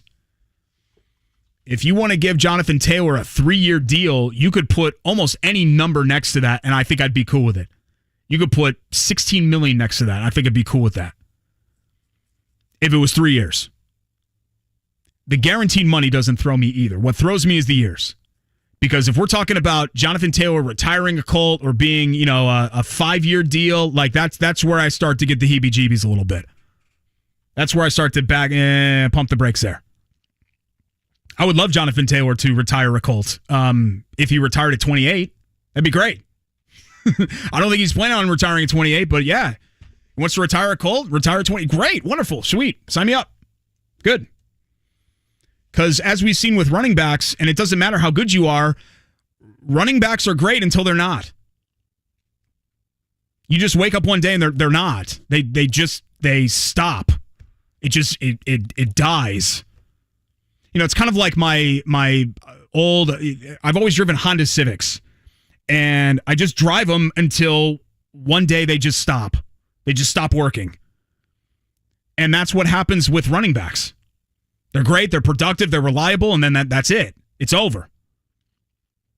And you don't need that to win. I mean, I'm not even going to bring up all of the past Super Bowl winners here of the last 14, 15 years and the starting running back and leading rusher on those winners.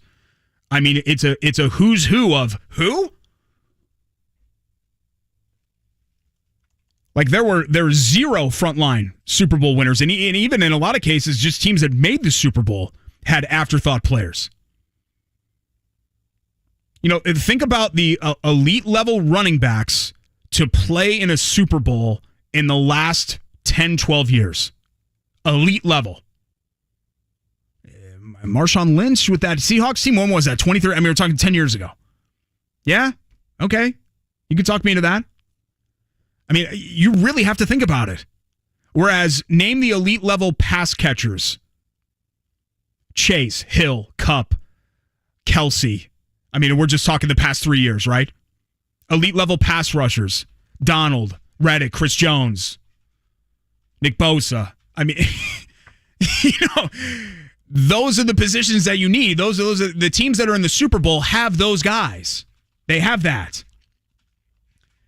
So all of this is not to say that the Colts shouldn't re-sign Jonathan Taylor or not even consider re-sign Jonathan Taylor or let him walk out the door. What I'm arguing here is that people in this town, when you talk about Jonathan Taylor and about him not being a Colt, they go apoplectic. They go crazy.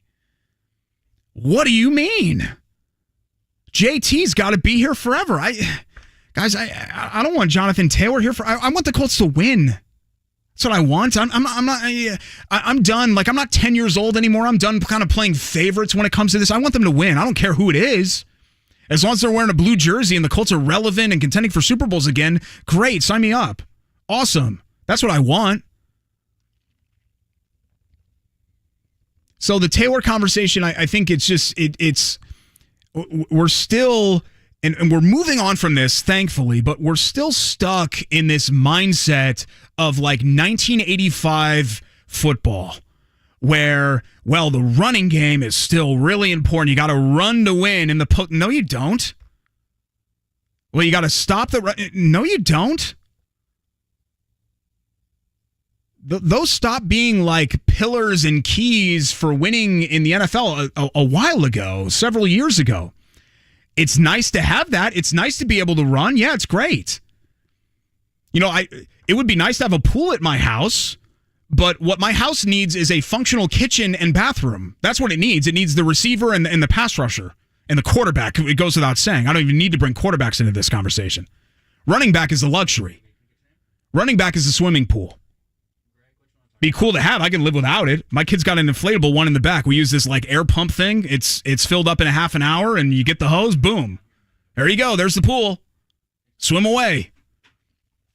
And that's kind of how I feel about that position in general. So it's not an anti-Jonathan Taylor take. Jonathan Taylor's a special player. He's a dynamic player. He is. It just, you don't need that to win at a very, very high level. So the Colts doing everything that they can in their power, giving him a blank check in 5 years, that's not the right way to approach this. They have to approach this from a position of leverage. It's not, we're going to do everything that we can in our power and anything that he says to sign this guy. It's going to be, we're going to try to bring him back because we want him. But these are going to be the terms of the deal, and we're not going to flinch off these terms. And I'm hoping that it's a 3-year, like right around their deal. The money to me is not as much of a concern. Money, I think that's something that we kind of overrate anyway, because a lot of these contracts end up being short-lived and you can play around with the cap and all of that. It's not as big of a deal, I think, and I think we're seeing that here in this town where we've talked about how much room, cap room the Colts have and cap flexibility. Yeah, that's great, but what does it really get you at the end of the day?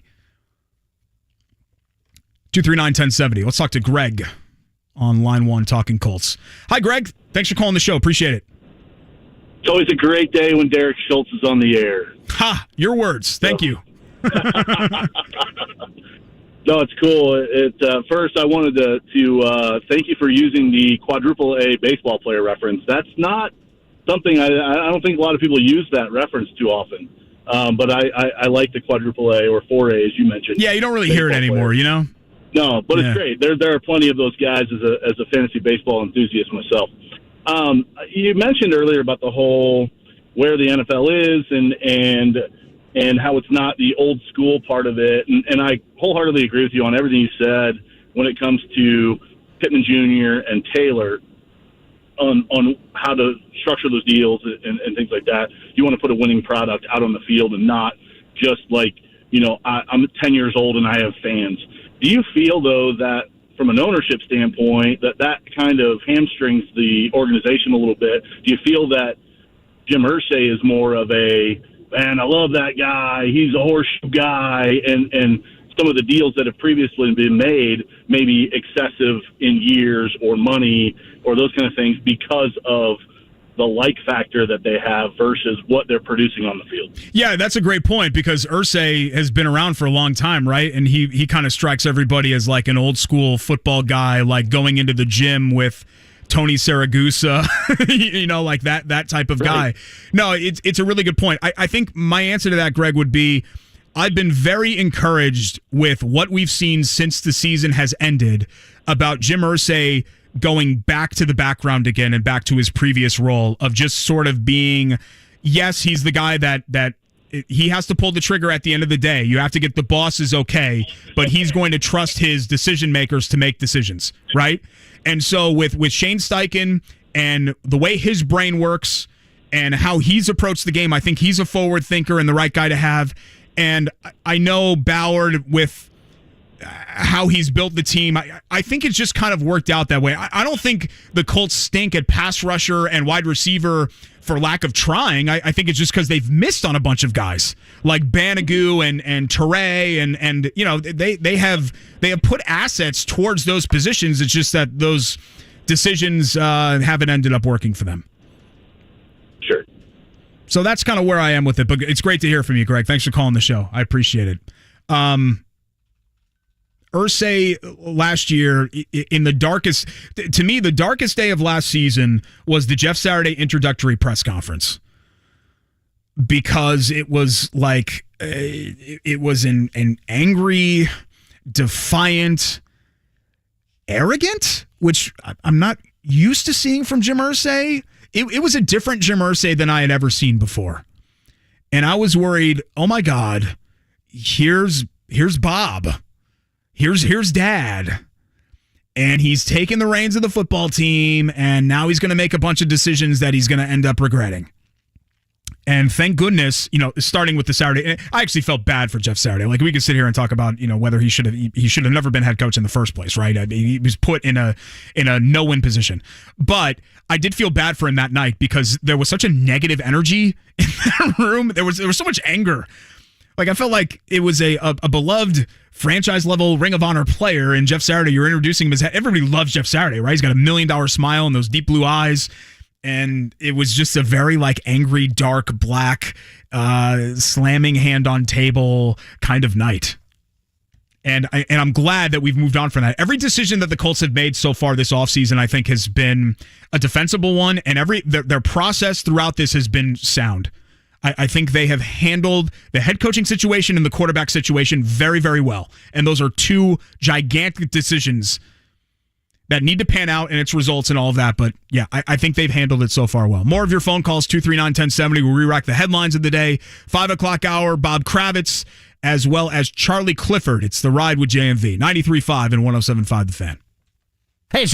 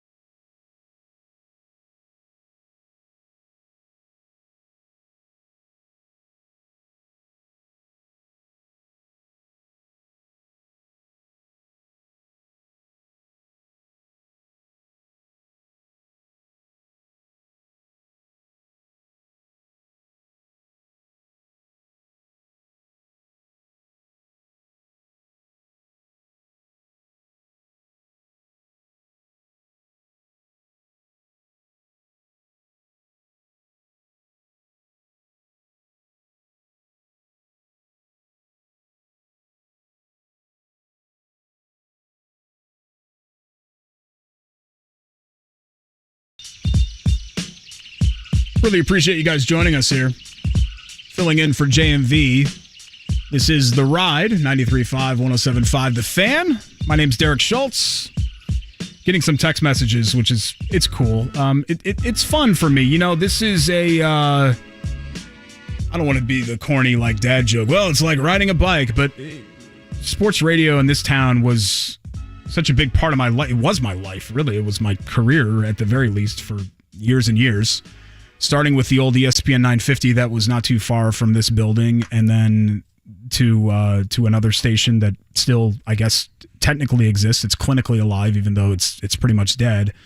With Jay Query, who's now in the mornings. But I last December, not this past one, but December of 21, I reached out over here and talked to Todd Meyer and a couple of the other people, and I said, hey, it would be fun to, if you guys are open to it, to hop on here every once in a while and fill in when John's out or do whatever else. I like to still hear the sound of my own voice every once in a while. And they said, yeah, sure, we're down with that. And here we are, a year and a half later. The rest is history. So it's cool to get text messages, be like, hey, like, I hear you on the radio again. Yeah, it's fun. It's nostalgic. It's cool. I do still enjoy doing it and interacting with you and complaining about things like running back contract extensions and low ceiling players available to the Colts at number 7 in the draft. So that's always fun. 239-1070 at Schultz975 on Twitter as well if you want to interact on there. 5 o'clock hour, we'll have Bob Kravitz as well as Charlie Clifford. But let's get back to the phone lines with Ryan, who's been waiting patiently. Hello, Ryan. How are you?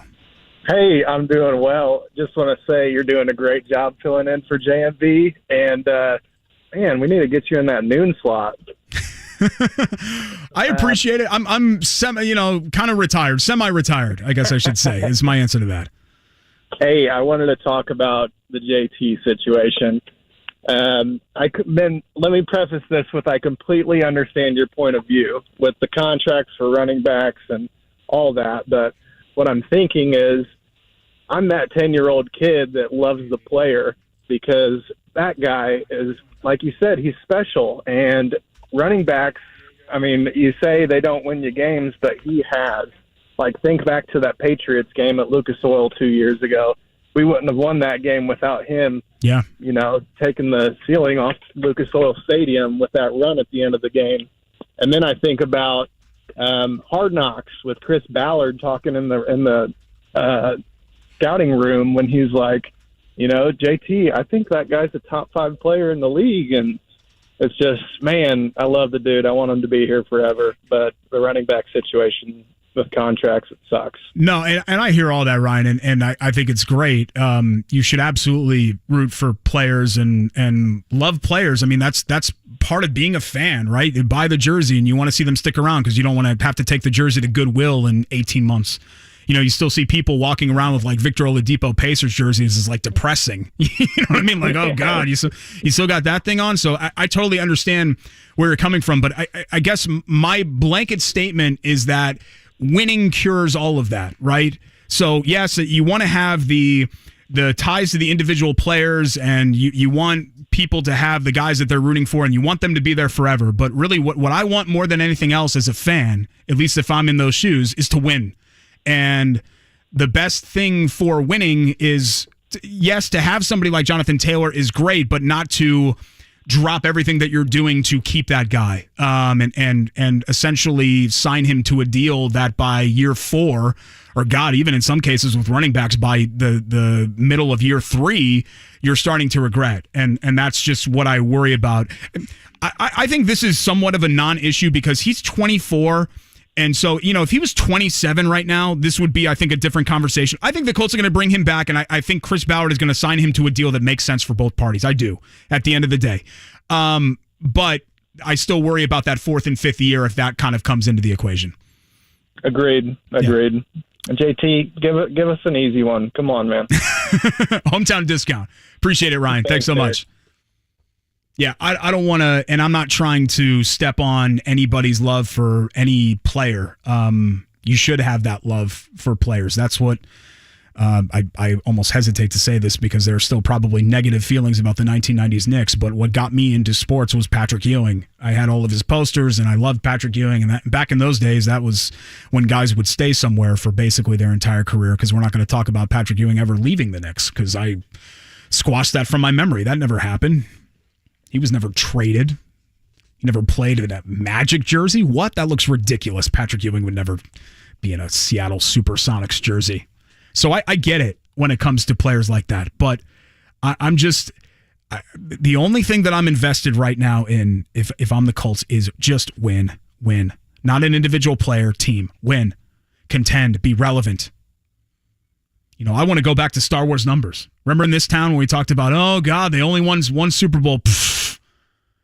2003. If you were to tell me that the next 7 years would be 03 to 09, sign me up right freaking now. Sign me up.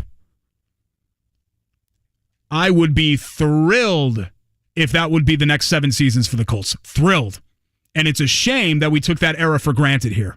It really is. I'm not going to launch into the rant about that and Irsay's comment about 2 Lombardis and whatever else and putting John Elway on his top of whatever. Just ridiculous thing to do.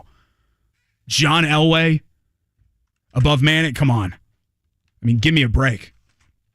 But we did that in this town for a long time, and it's a shame that we did that. Can we fit in Michael here real quick? Let's fit in Michael. 239-1070. I think you want to talk NBA draft, Michael? Yeah. Go right ahead. Lifelong Pacer fan, and kind of like a lot of Pacer fans, been kind of disheartened with not making the playoffs the last few years. So I guess a hypothetical question for you, and Kevin Pritchard made it clear that he's not keeping all 5 of those picks. So the 7, I don't see them moving from the 7th pick. But so my question is, with all the other picks that the Pacers have in trade scenarios, none of them really excite me. Is there any trade scenario out there where Friday morning, if you're still coming for JMV, you're telling you're telling Pacer fans, they're all in, all chips are in, they're going at it, or is there a scenario where you're sitting and you're saying to yourself, we still got a few years left? I mean, the way I look at it, fighting for a play-in spot, 6, 7, 8 seed doesn't really excite me. I hear you. And I don't know if there's any trade out there that will get us at least in the 4 or 5 talk of having a first-round home series. So I just want to see bottom line is, if there is a trade scenario out there where you're talking Friday morning that it's a good time to be a Pacer fan, and it's great to get excited this season. And on the other end, if there's any sort of whether they don't make moves or trades they don't make, that will sit there and say, I've even heard some stuff of, sure, 25, 26 first-round picks out there. Yeah. And those future picks don't excite me either. No, I know what you mean. And Michael, thanks for the call. We're up against it here. I think the closest thing would be probably Anunoby, because I feel like he's a perfect fit and exactly what they need. But, yeah, I mean, is OG Anunoby, am I going to run around shirtless on the circle because OJ Anunoby's a Pacer? Probably not. So I don't think that trade exists, but I think the trade is coming. And I think you're going to see, if you don't see a big trade, I think you're going to see a lot of little trades, future picks and all of that, because I just don't see them making, they're probably not going to make more than 2 selections, I think, on Thursday night. Bob Kravitz going to join us next for hour number 3. It's The Ride with JMV. Derek Schultz filling in, 93.5 and 107.5 The Fan.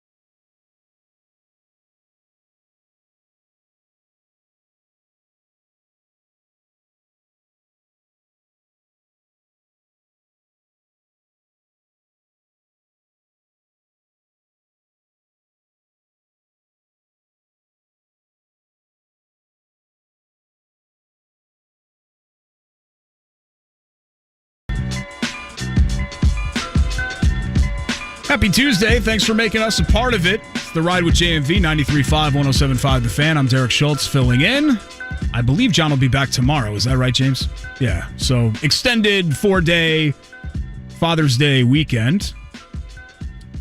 Our next guest had a extended Father's Day weekend as well. I guess the weekend continues to extend. I'm trying to do a glass half full thing here because a lot of people made this lame joke with me when I got let go as well. He's Bob Kravitz, a longtime sports columnist here in town.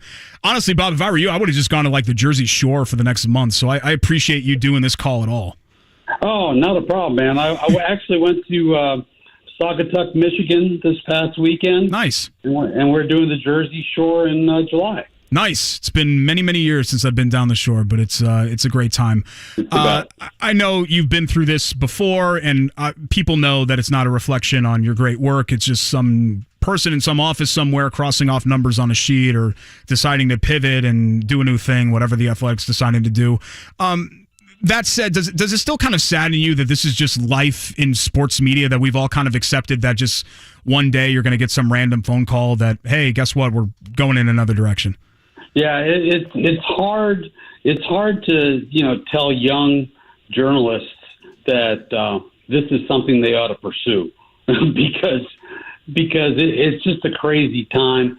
I was lucky. I came of age really in the 80s and the 90s when newspapers were all the rage. I mean, if you were a columnist in a 2-newspaper town, you were always, you had lots of leverage. And it was great, but things have changed. And with the Athletics, since the New York Times took over, basically they're not as interested in local coverage, especially in small markets, as they were when they started. Remember when they started, they were going to out-newspaper the newspaper. And we had Scott Agnes, we had Dustin Dopirak, we had Zach, we had Holder, we had me. We had a pretty good staff, and now we're down to, James Boyd, who's wonderful and is going to do a great job on the Colts. But, to me, not having a college basketball writer in Indiana is like not having a hockey writer in Toronto. So they're going in a different direction. They're going to be more nationally oriented, more big stories, more big markets. Unfortunately, fortunately, I live in Indianapolis. Unfortunately, we're not the kind of big market that the Athletic really wants to reach out to. Have you taken any time in the past couple of days to start considering what could be next, or is this still kind of grab your bearings and then approach that coming up here in the near future? Yeah, a little both. I've played golf and went on a quick vacation with my wife to Michigan. And, I'm going to start really tomorrow getting a better idea of what's out there. I got a couple of phone calls lined up. And, retiring is not completely out of the realm of possibility. If I can't do that, then I'll find something. I don't know what it is exactly. But, I've been really lucky in my career. Something always seems to come along. When Channel 13 let me go, the Athletic was pretty much waiting on my doorstep to pick me up. So, we'll see where it goes from here. Yeah, and I think you navigated it well. I think you got out of, and I still have a lot of friends at the Star, and I think highly of them. But I think given where the newspaper stuff has gone the last 10 years, I think you got out at the right time then. And then, going over to THR was the right move, even if it ended kind of like this did with the Athletic. But the Athletic was a great move too, and you did a lot of great work during that time. And I don't want to talk about your career like it's over. Like, remember when we don't know. Like it's still kind of ongoing. But what I've always appreciated about you, Bob, was that people don't realize this now. Like if you're 20, 25 years old, you probably don't realize this now. But back in the day, we didn't really have like take culture. Like it felt like a lot of sports coverage was kind of just safe, and it was information, and it wasn't a lot of opinion based. And I always appreciated you because you were never afraid to say exactly what you thought, especially in a market like this. Because coming from, where you came from and coming from where I came from, I remember growing up reading the New York Daily News, and Mike Lupica was a freaking flamethrower. Like, he'd light stuff on fire all the time. And, you come out here and it's much calmer, and you were kind of the person that stood above everyone else, because I didn't always agree with what you said, but I knew that you were going to give me something that made me think. You know what I mean? Yeah. No, that's nice of you to say. I mean, I like you. I grew up on the East Coast. We did a couple of years in Chicago when I was in high school, but still, big markets, pro markets, and having a take and being opinionated is what you expected. I mean, you talk about Lupica. I'm old enough to remember Dick Young. On the city side, Jimmy Breslin. Those are the guys that I grew up reading. Mike Royko in Chicago. I like columnists, male or female, who have a take. I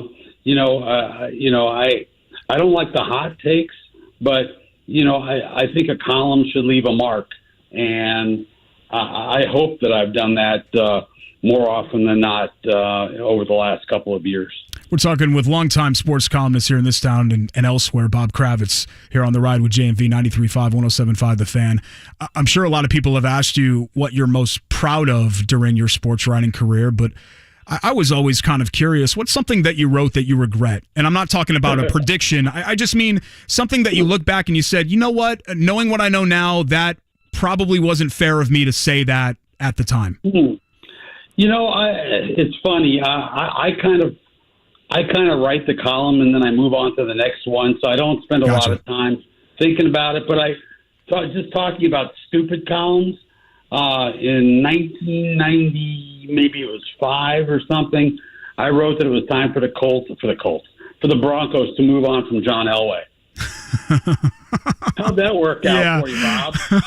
They won the Super Bowl in 98 and 99. John's last 2 years. And I'm sure no one in Denver remembers that you wrote that, right, Bob? No, not that. No, I mean there have been. I mean, I'm sorry, I don't have any specifics, and that's not to say that there aren't plenty of columns that I've written where I've thought later on, geez, what in the hell were you thinking, man? but nothing comes immediately to mind, I should say. The cool thing about having the connection that you did with sports figures in this town is that you got to know people more intimately than the common fan, and that reflected in your writing, kind of letting people in behind the curtain a little bit. But obviously there are some private conversations that you had that remained private, that there was a trust level that you built with people like Jim Irsay, with Peyton Manning, with Rick Carlisle, people like that. Right. Is there someone that you came across in your 20 plus years here that you felt like the narrative about them just wasn't right at all, that fans misunderstood who they really were? This is going to sound totally crazy. You remember David Harrison? Yeah, sure I do. Yeah, Pacers center, right? David did a lot of things that weren't real brilliant.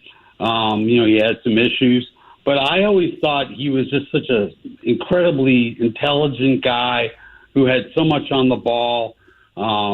He's just a guy I've always enjoyed talking to.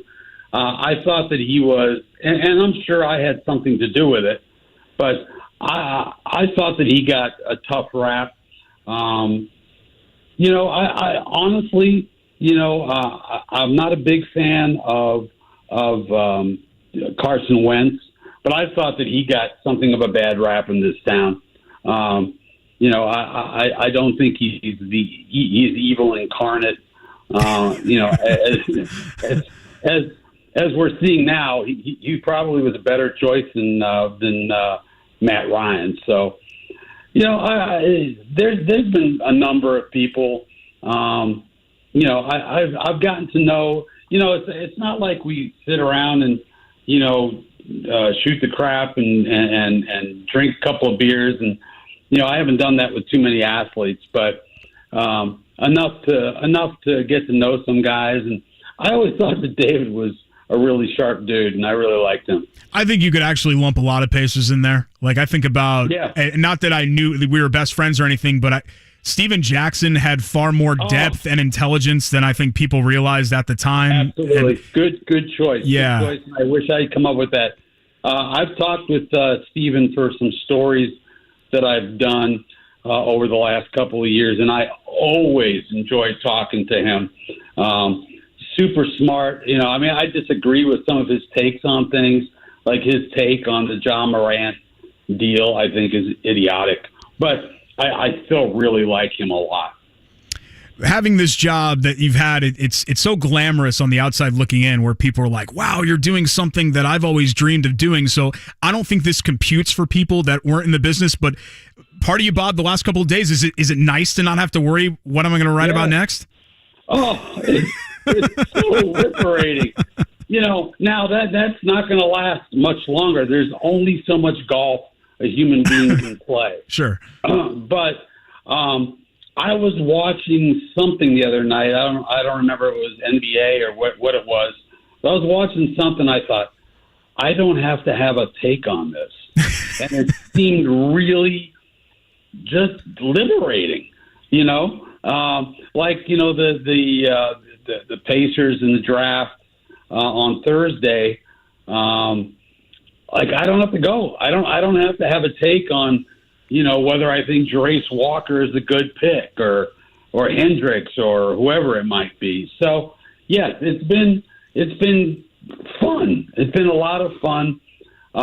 But that's not going to last much longer. At some point, I got to get off my sorry behind and do something. Yeah, it's funny because I love sports, but like the Lakers-Warriors series, those games are starting at 10, and I have a day job, and I'm tired, and I'm like, I'm not going to, I start to lay down on the couch with a blanket and everything, and I'm like, I'm going to bed. Like, what am I doing? I don't need to watch this game. I don't have to drop everything that I'm doing to watch this. I'd rather just kind of get to sleep and catch up on Twitter the next day. Right, exactly. I mean, I remember when I did the radio show on that station many years ago, me and Eddie, and it was hard because you had to watch everything. You had to be ready to answer questions about virtually everything that happened in sports the previous day and night, and that got old real fast. I got to tell you. I mean, I'm no Renaissance man, but I have interests outside of sports. One thing, Bob, that I think about, being a columnist compared to, let's say, being a radio host, where there's, I don't know if I want to say more responsibility. There's responsibility no matter what, because you have to attach yourself to something that you're saying. But there's this like permanency about writing that you don't get in radio. Like if I say something right now at 5:15 on June 20th, yeah, you can go to the podcast page, but you got to dig it out. You know what I mean? I say it and it kind of sits there and then it floats away. There are probably people that still send you columns from something you said about Trent Richardson. You know what I mean? Because it's there. I can look that up and find the link. Yeah, that's absolutely right. There is a real permanence about writing, and I've gotten. I mean, stuff that I've written. People send me stuff. I wrote a friend of mine passed away, and back in Denver, and I wrote about him. I wrote a column about him and his beloved Red Sox, and people still send me that, and it's amazing to me that it does have that sort of permanence. Not that my writing is all that marvelous, but certain subjects seem to last, have a staying power. Speaking of Richardson and the Colts, if I would have told you at the time, and this was a big moment this was a big national story that you broke, Deflategate. If I would have told you then that would be the high water mark for the Colts in the post-Peyton era 10 years later, would you have ever believed me? No. I mean, I would have thought with Andrew and, doing what they did the first 3 years, that team was ready to go places. Now, they probably would have run into New England a couple more times the way the Peyton Colts did. But, I would have thought, still, to me, the biggest surprise I've ever had was the day that we were sitting there at the Colts and the Bears. And it was a preseason game, and I was supposed to talk to Chuck Pagano afterwards about the snow game, of all things, in Buffalo for a story we were working on. And I remember in the fourth quarter,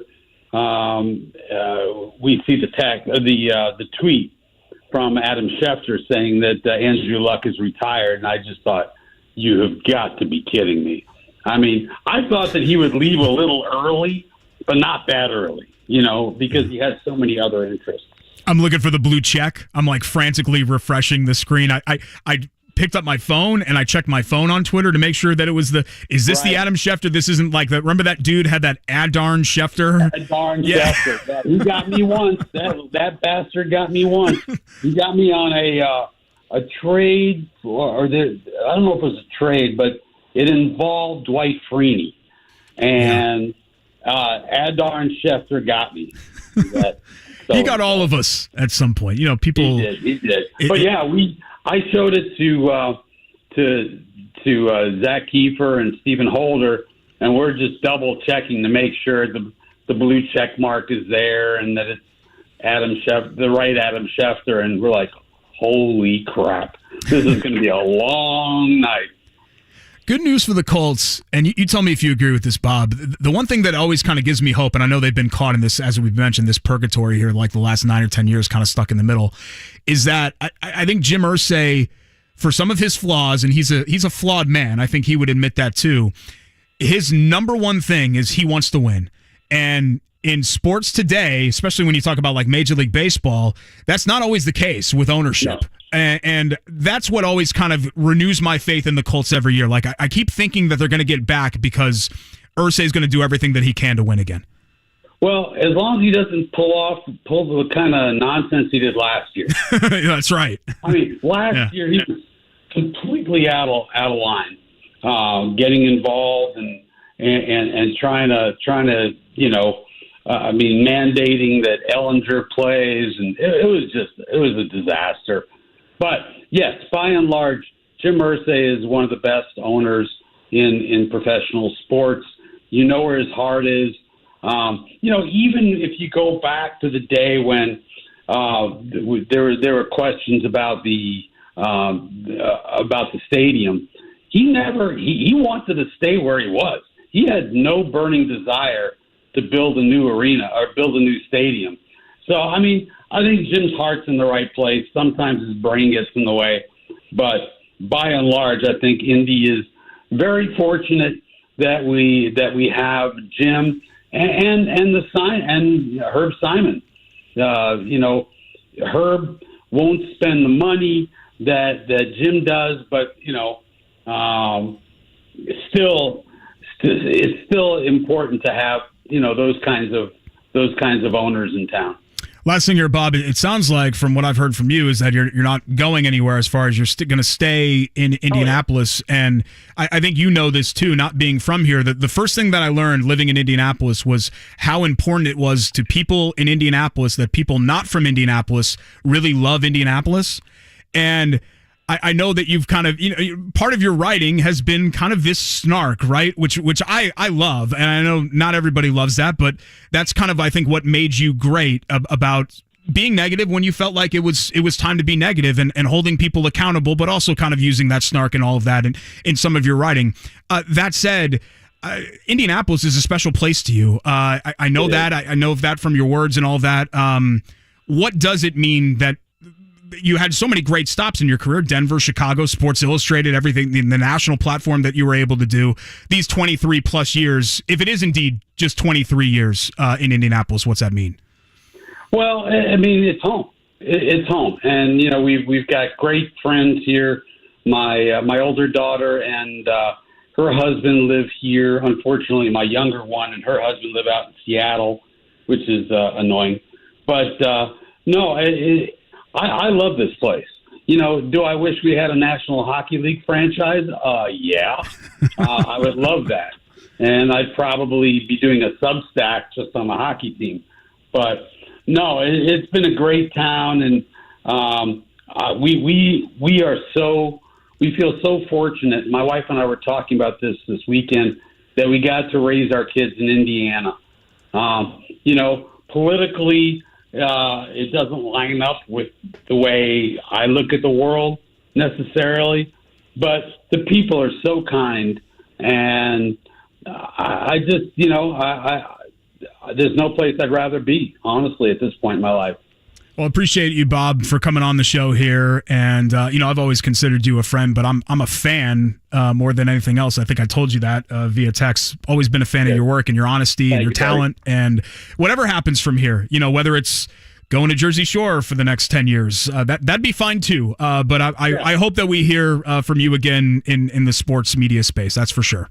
I hope so too. Thanks for having me on, man. Thanks a lot, buddy. That's Bob Kravitz, longtime great columnist here in town, and a friend, a former host on this exact radio station. And it's since I have personal experience with it as well, even though obviously my career and my run pales in comparison to what Bob did during his run. It sucks. It sucks to just wake up one day and it's over, or at least that portion of it is over. But I think what you come to learn, and for me it was a little bit odd because when Jake and I were let go at iHeart, it was a national layoff thing. It was, it wasn't a local decision.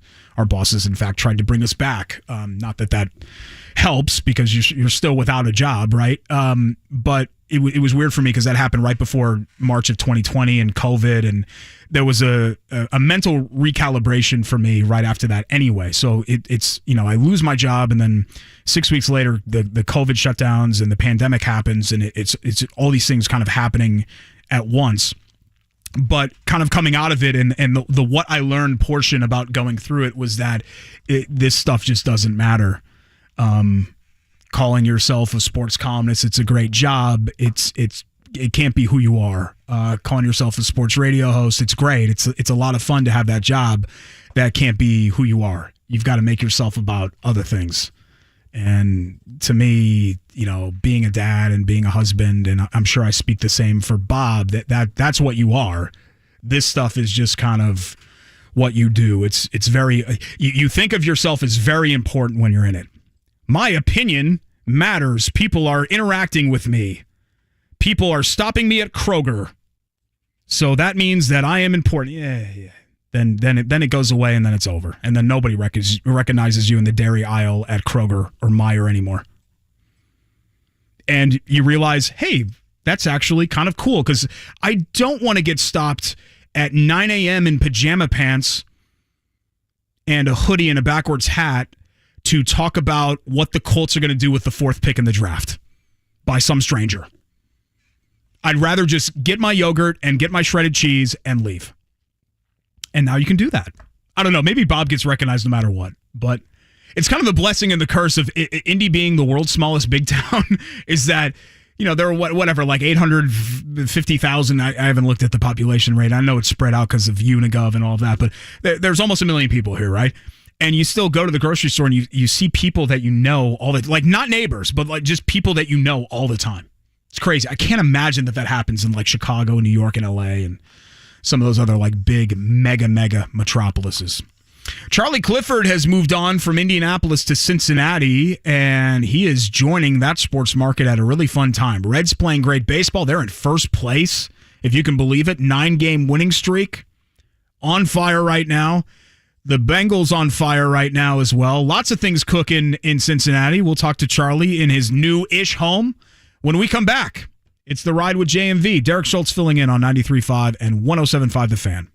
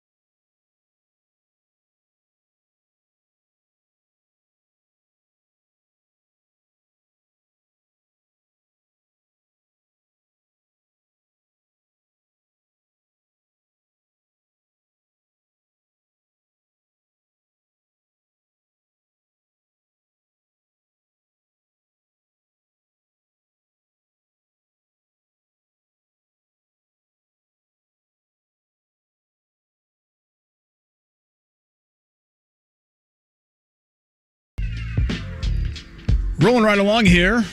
Tuesday afternoon. It's The Ride with JMV, 93.5, 107.5 The Fan. I'm Derek Schultz filling in. John returns tomorrow. Kind of wish our next guest would return, but I get it. His career's on fire. He's still rising. Like me, I'm sitting here a has-been. I'm a fill-in. Unlike our next guest, he also looks much better than I do in suits. He is a sports anchor for NBC5 WLWT in Cincinnati. He's our good buddy, Charlie Clifford. What's up, man? We miss you here in Indy.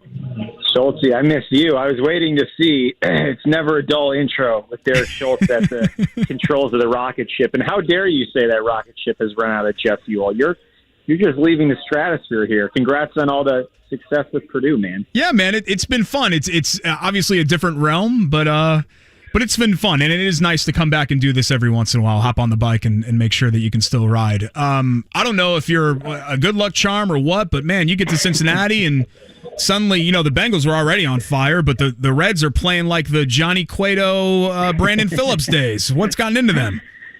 I think they're 31-20 since my first day here at NBC in Cincy, and we just wrapped up.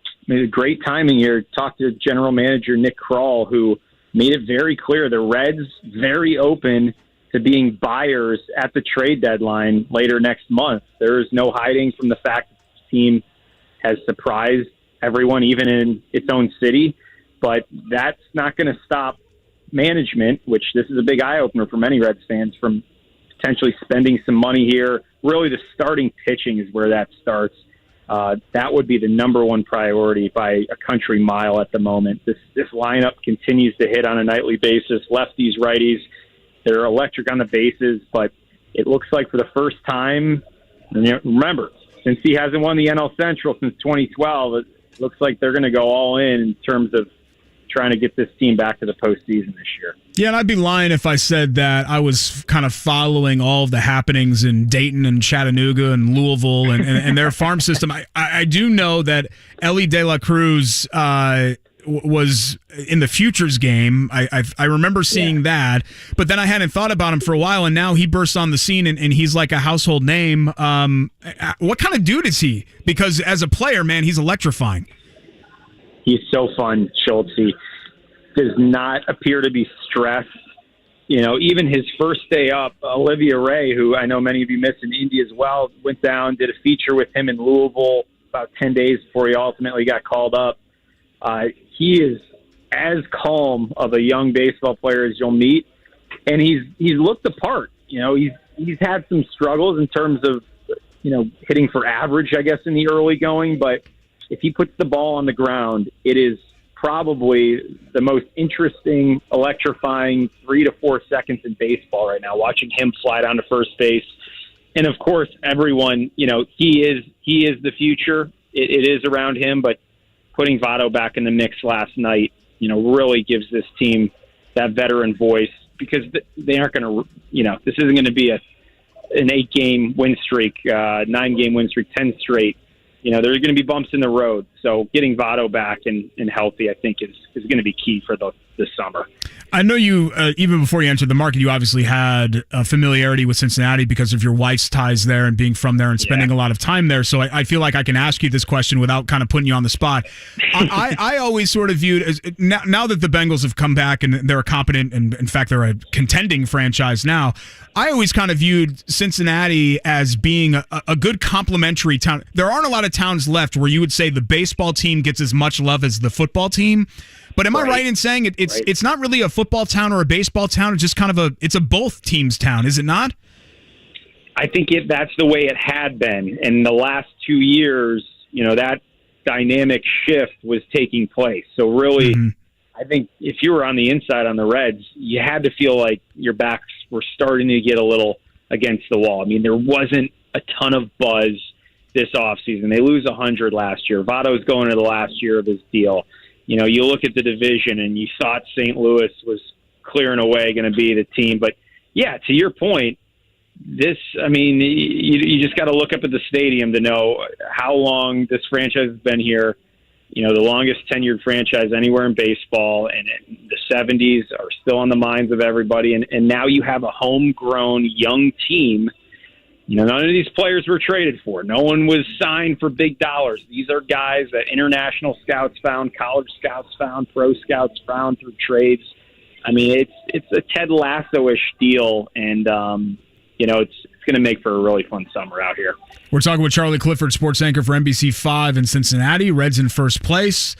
And the Bengals always expecting Super Bowls now with this Joe Burrow era. And that's what's so weird for me, Charlie. I know you're a little bit younger than me, but as a kid, essentially a kid of the 90s, I guess I do remember the 80s as well. But when the Bengals were a punchline, I'm still kind of adjusting to the fact that not only do we have, Milwaukee Bucks and Denver Nuggets coming off recent NBA championships, we're talking about the Cincinnati Bengals being like a Super Bowl contender every year. It's crazy.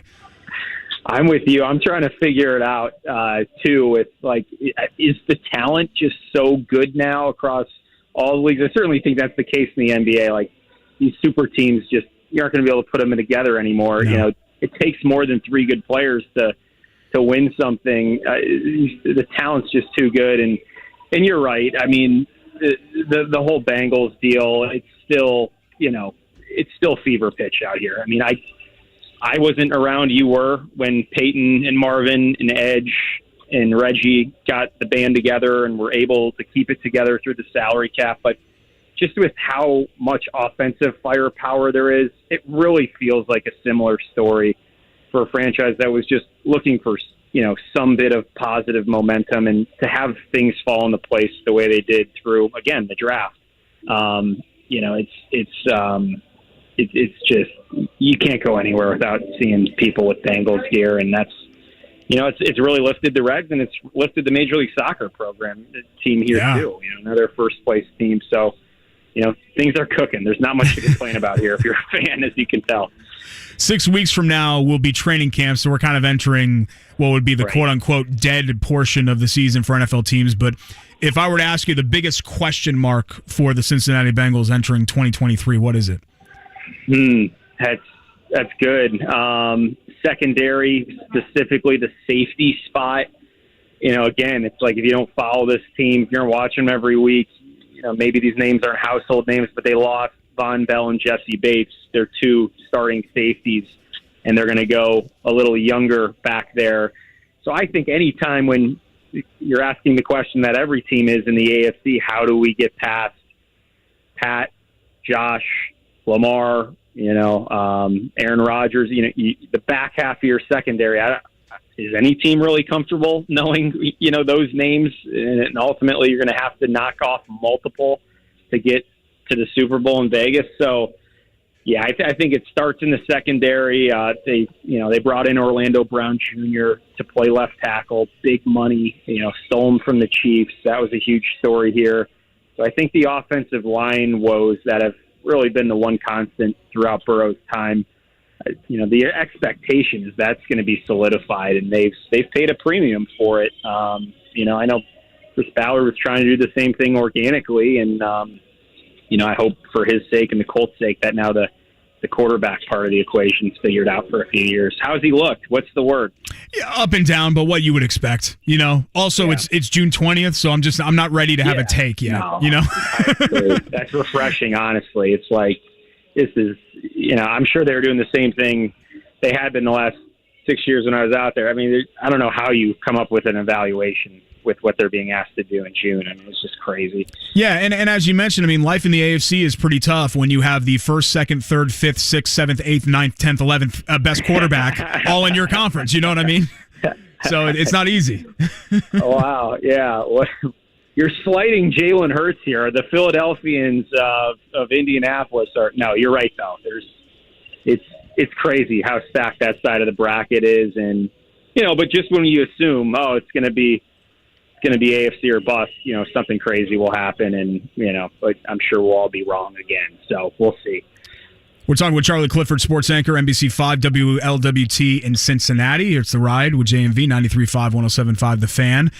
This is a little bit off the wall, but it was a big story last week. How big? I was just curious, Charlie, how big of a figure still does Bob Huggins remain there? Because not only for his UC ties, but I've always kind of viewed Cincinnati as like this weird regional hub where you've got some bleeding in from West Virginia and Kentucky and Indiana. And so anything that happens in those states as well, I feel like is relevant to Cincinnati too. Yeah, I mean, interesting you bring that up because I wasn't privy to this. Obviously, I can remember the Kenyon Martin days. I can remember, UC in their Air Jordan uniforms and the swagger that came along with that. But, I mean, it's clear Bob Huggins is still beloved in this city. The tributes that went out even after the unfortunate, just mistake that, he should have gotten him fired. I think there's plenty to be said. Should he have still had a job after what occurred earlier this month on radio in Cincinnati? But it is very apparent that he made a big impact here, especially if you had any ties to players in the program. I mean, there were not many people coming out saying, "I told you so," when he made these, recent, terrible decisions. There were far more people saying, "Hey, I'm going to bring up a story where Bob went way out of his way to really change my life in a positive way." And, I think everyone's on board with it. We just hope that Bob Huggins gets some help because clearly, he can still coach basketball, but there's a lot more that comes with that in life. And that's been the reaction here as the home run sound. We're in batting practice here with the Rockies, and someone must be hitting it into the river here. So nice. Sorry about that. No, yeah. All good. Last thing here, Charlie, because I'll let you get back to BP there at Great America Ballpark. I know you don't miss popping it in Cruise on 85 on I-74, doing the moonshine run every weekend to see your fiance, now wife. But what do you think so far? Just kind of immersing yourself in Cincinnati and now being a permanent resident and joining a new city and a new market.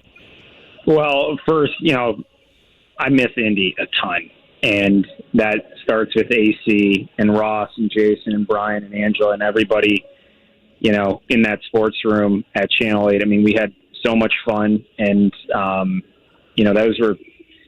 was a big call that I got, out of La Crosse, Wisconsin. I'll never forget that, and then everybody on the airways with you too, David Wood and Todd Meyer and everybody over there who had my back when we were doing some fun things on the radio side earlier this year. But that being said, Cincy it's feeling like home. I mean, my wife's family has been here for generations.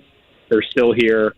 And to your point, it's just you love what you do. Sports, I feel like I won the freaking lottery. The fact that, a kid who wasn't an exceptional athlete gets a chance to talk and tell stories like this, it's just crazy to me still. But to be able to have a home life now and to start a family, that's something that needed to happen, and work will never top that. So for those reasons, just feeling lucky, partner. Just miss you guys and miss chopping it up because that was so fun.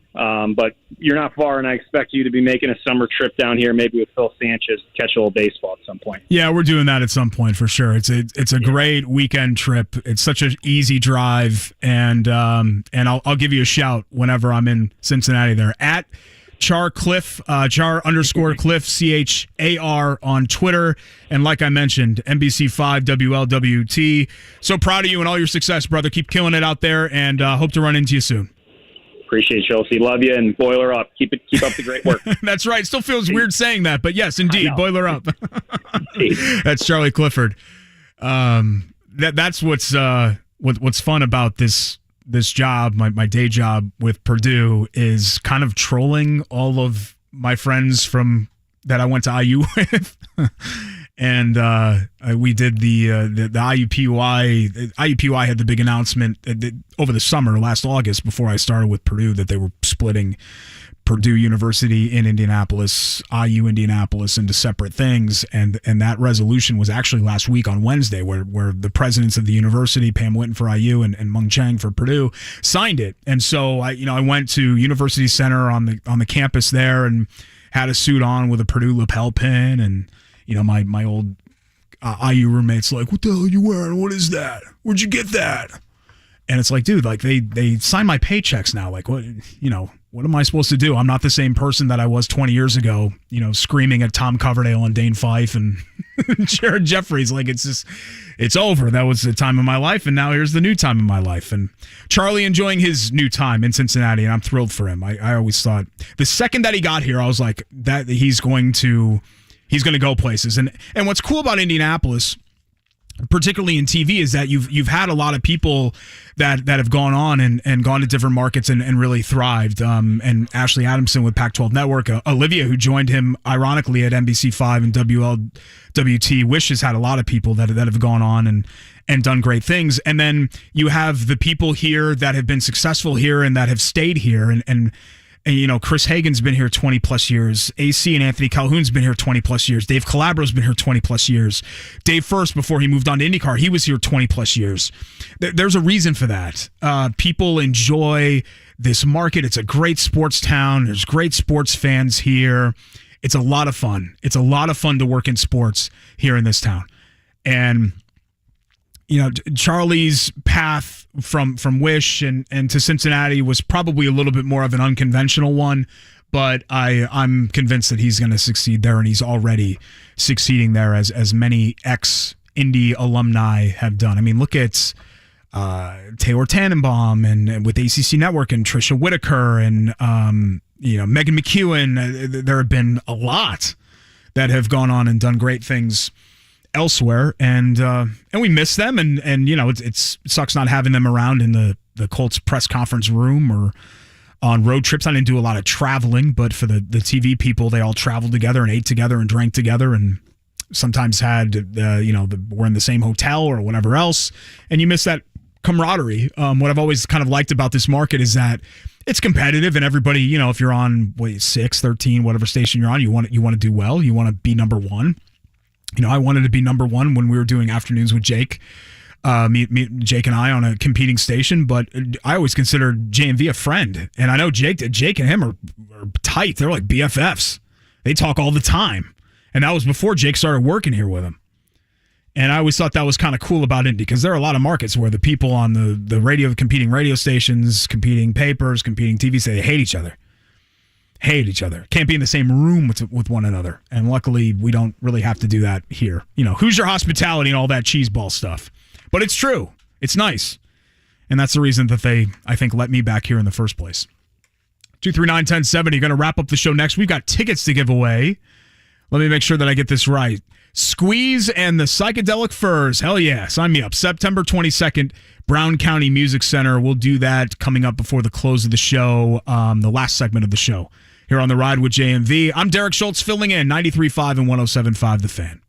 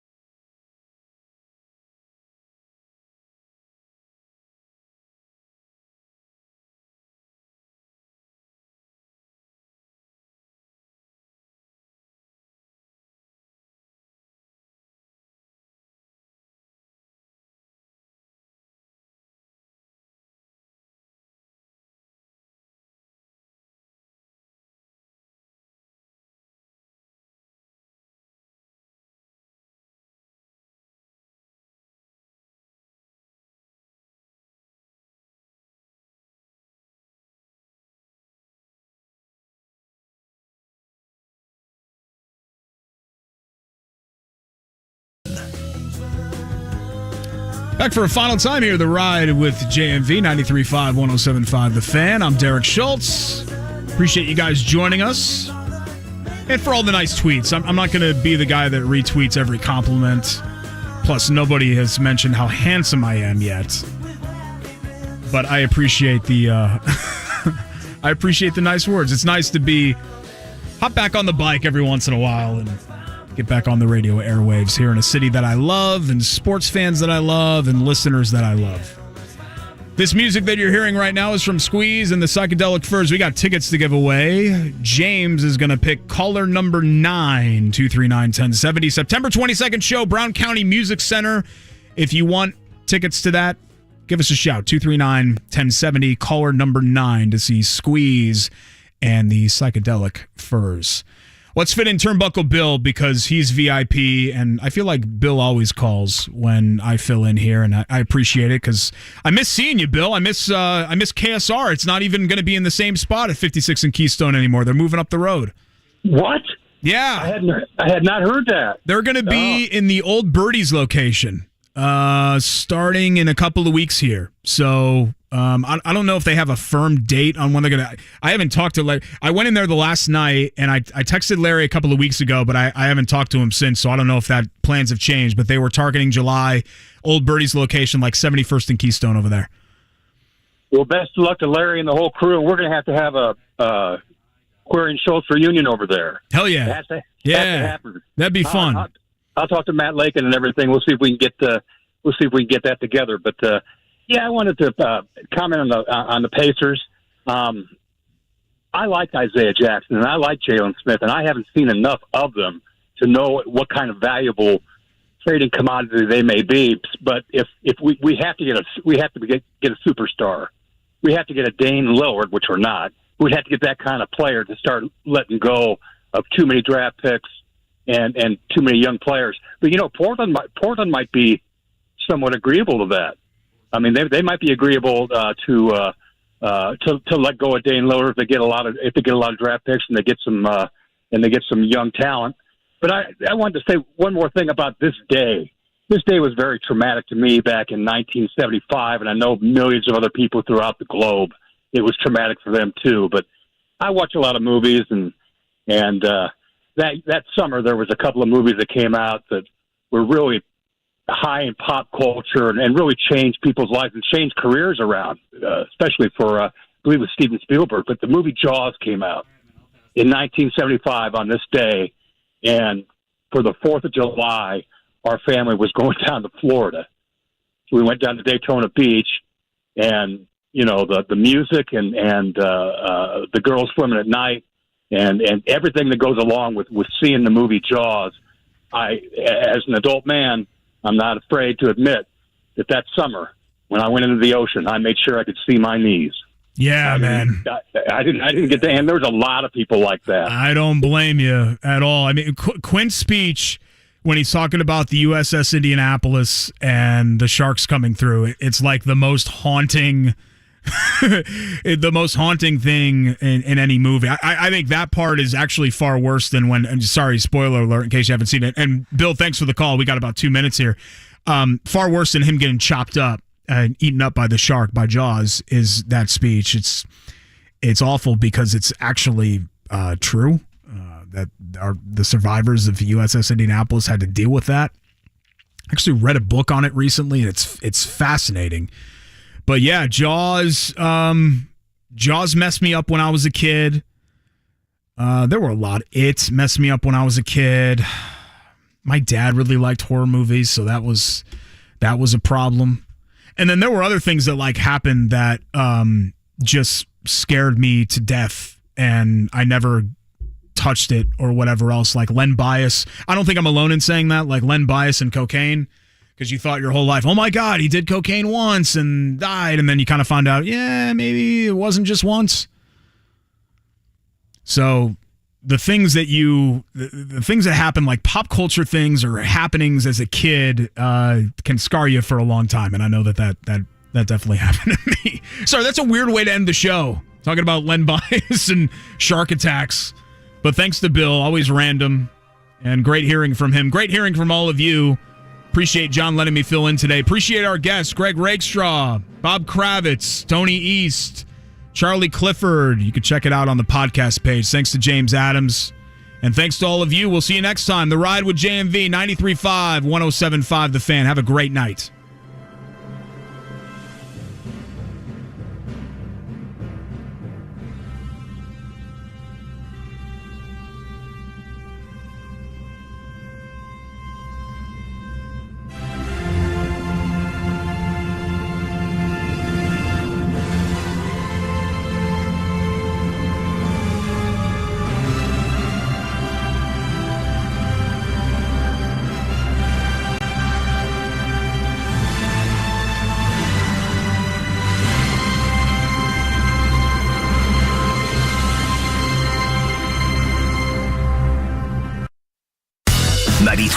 and 107.5 The Fan, your home for indie sports. Now with even more ways to listen. Listen on air. Online at 1075thefan.com. And on our free app. Stay connected to all things indie sports, including the latest news, show blogs, and catch up on what you've missed with our podcast. We're never more than just a click away. Download our app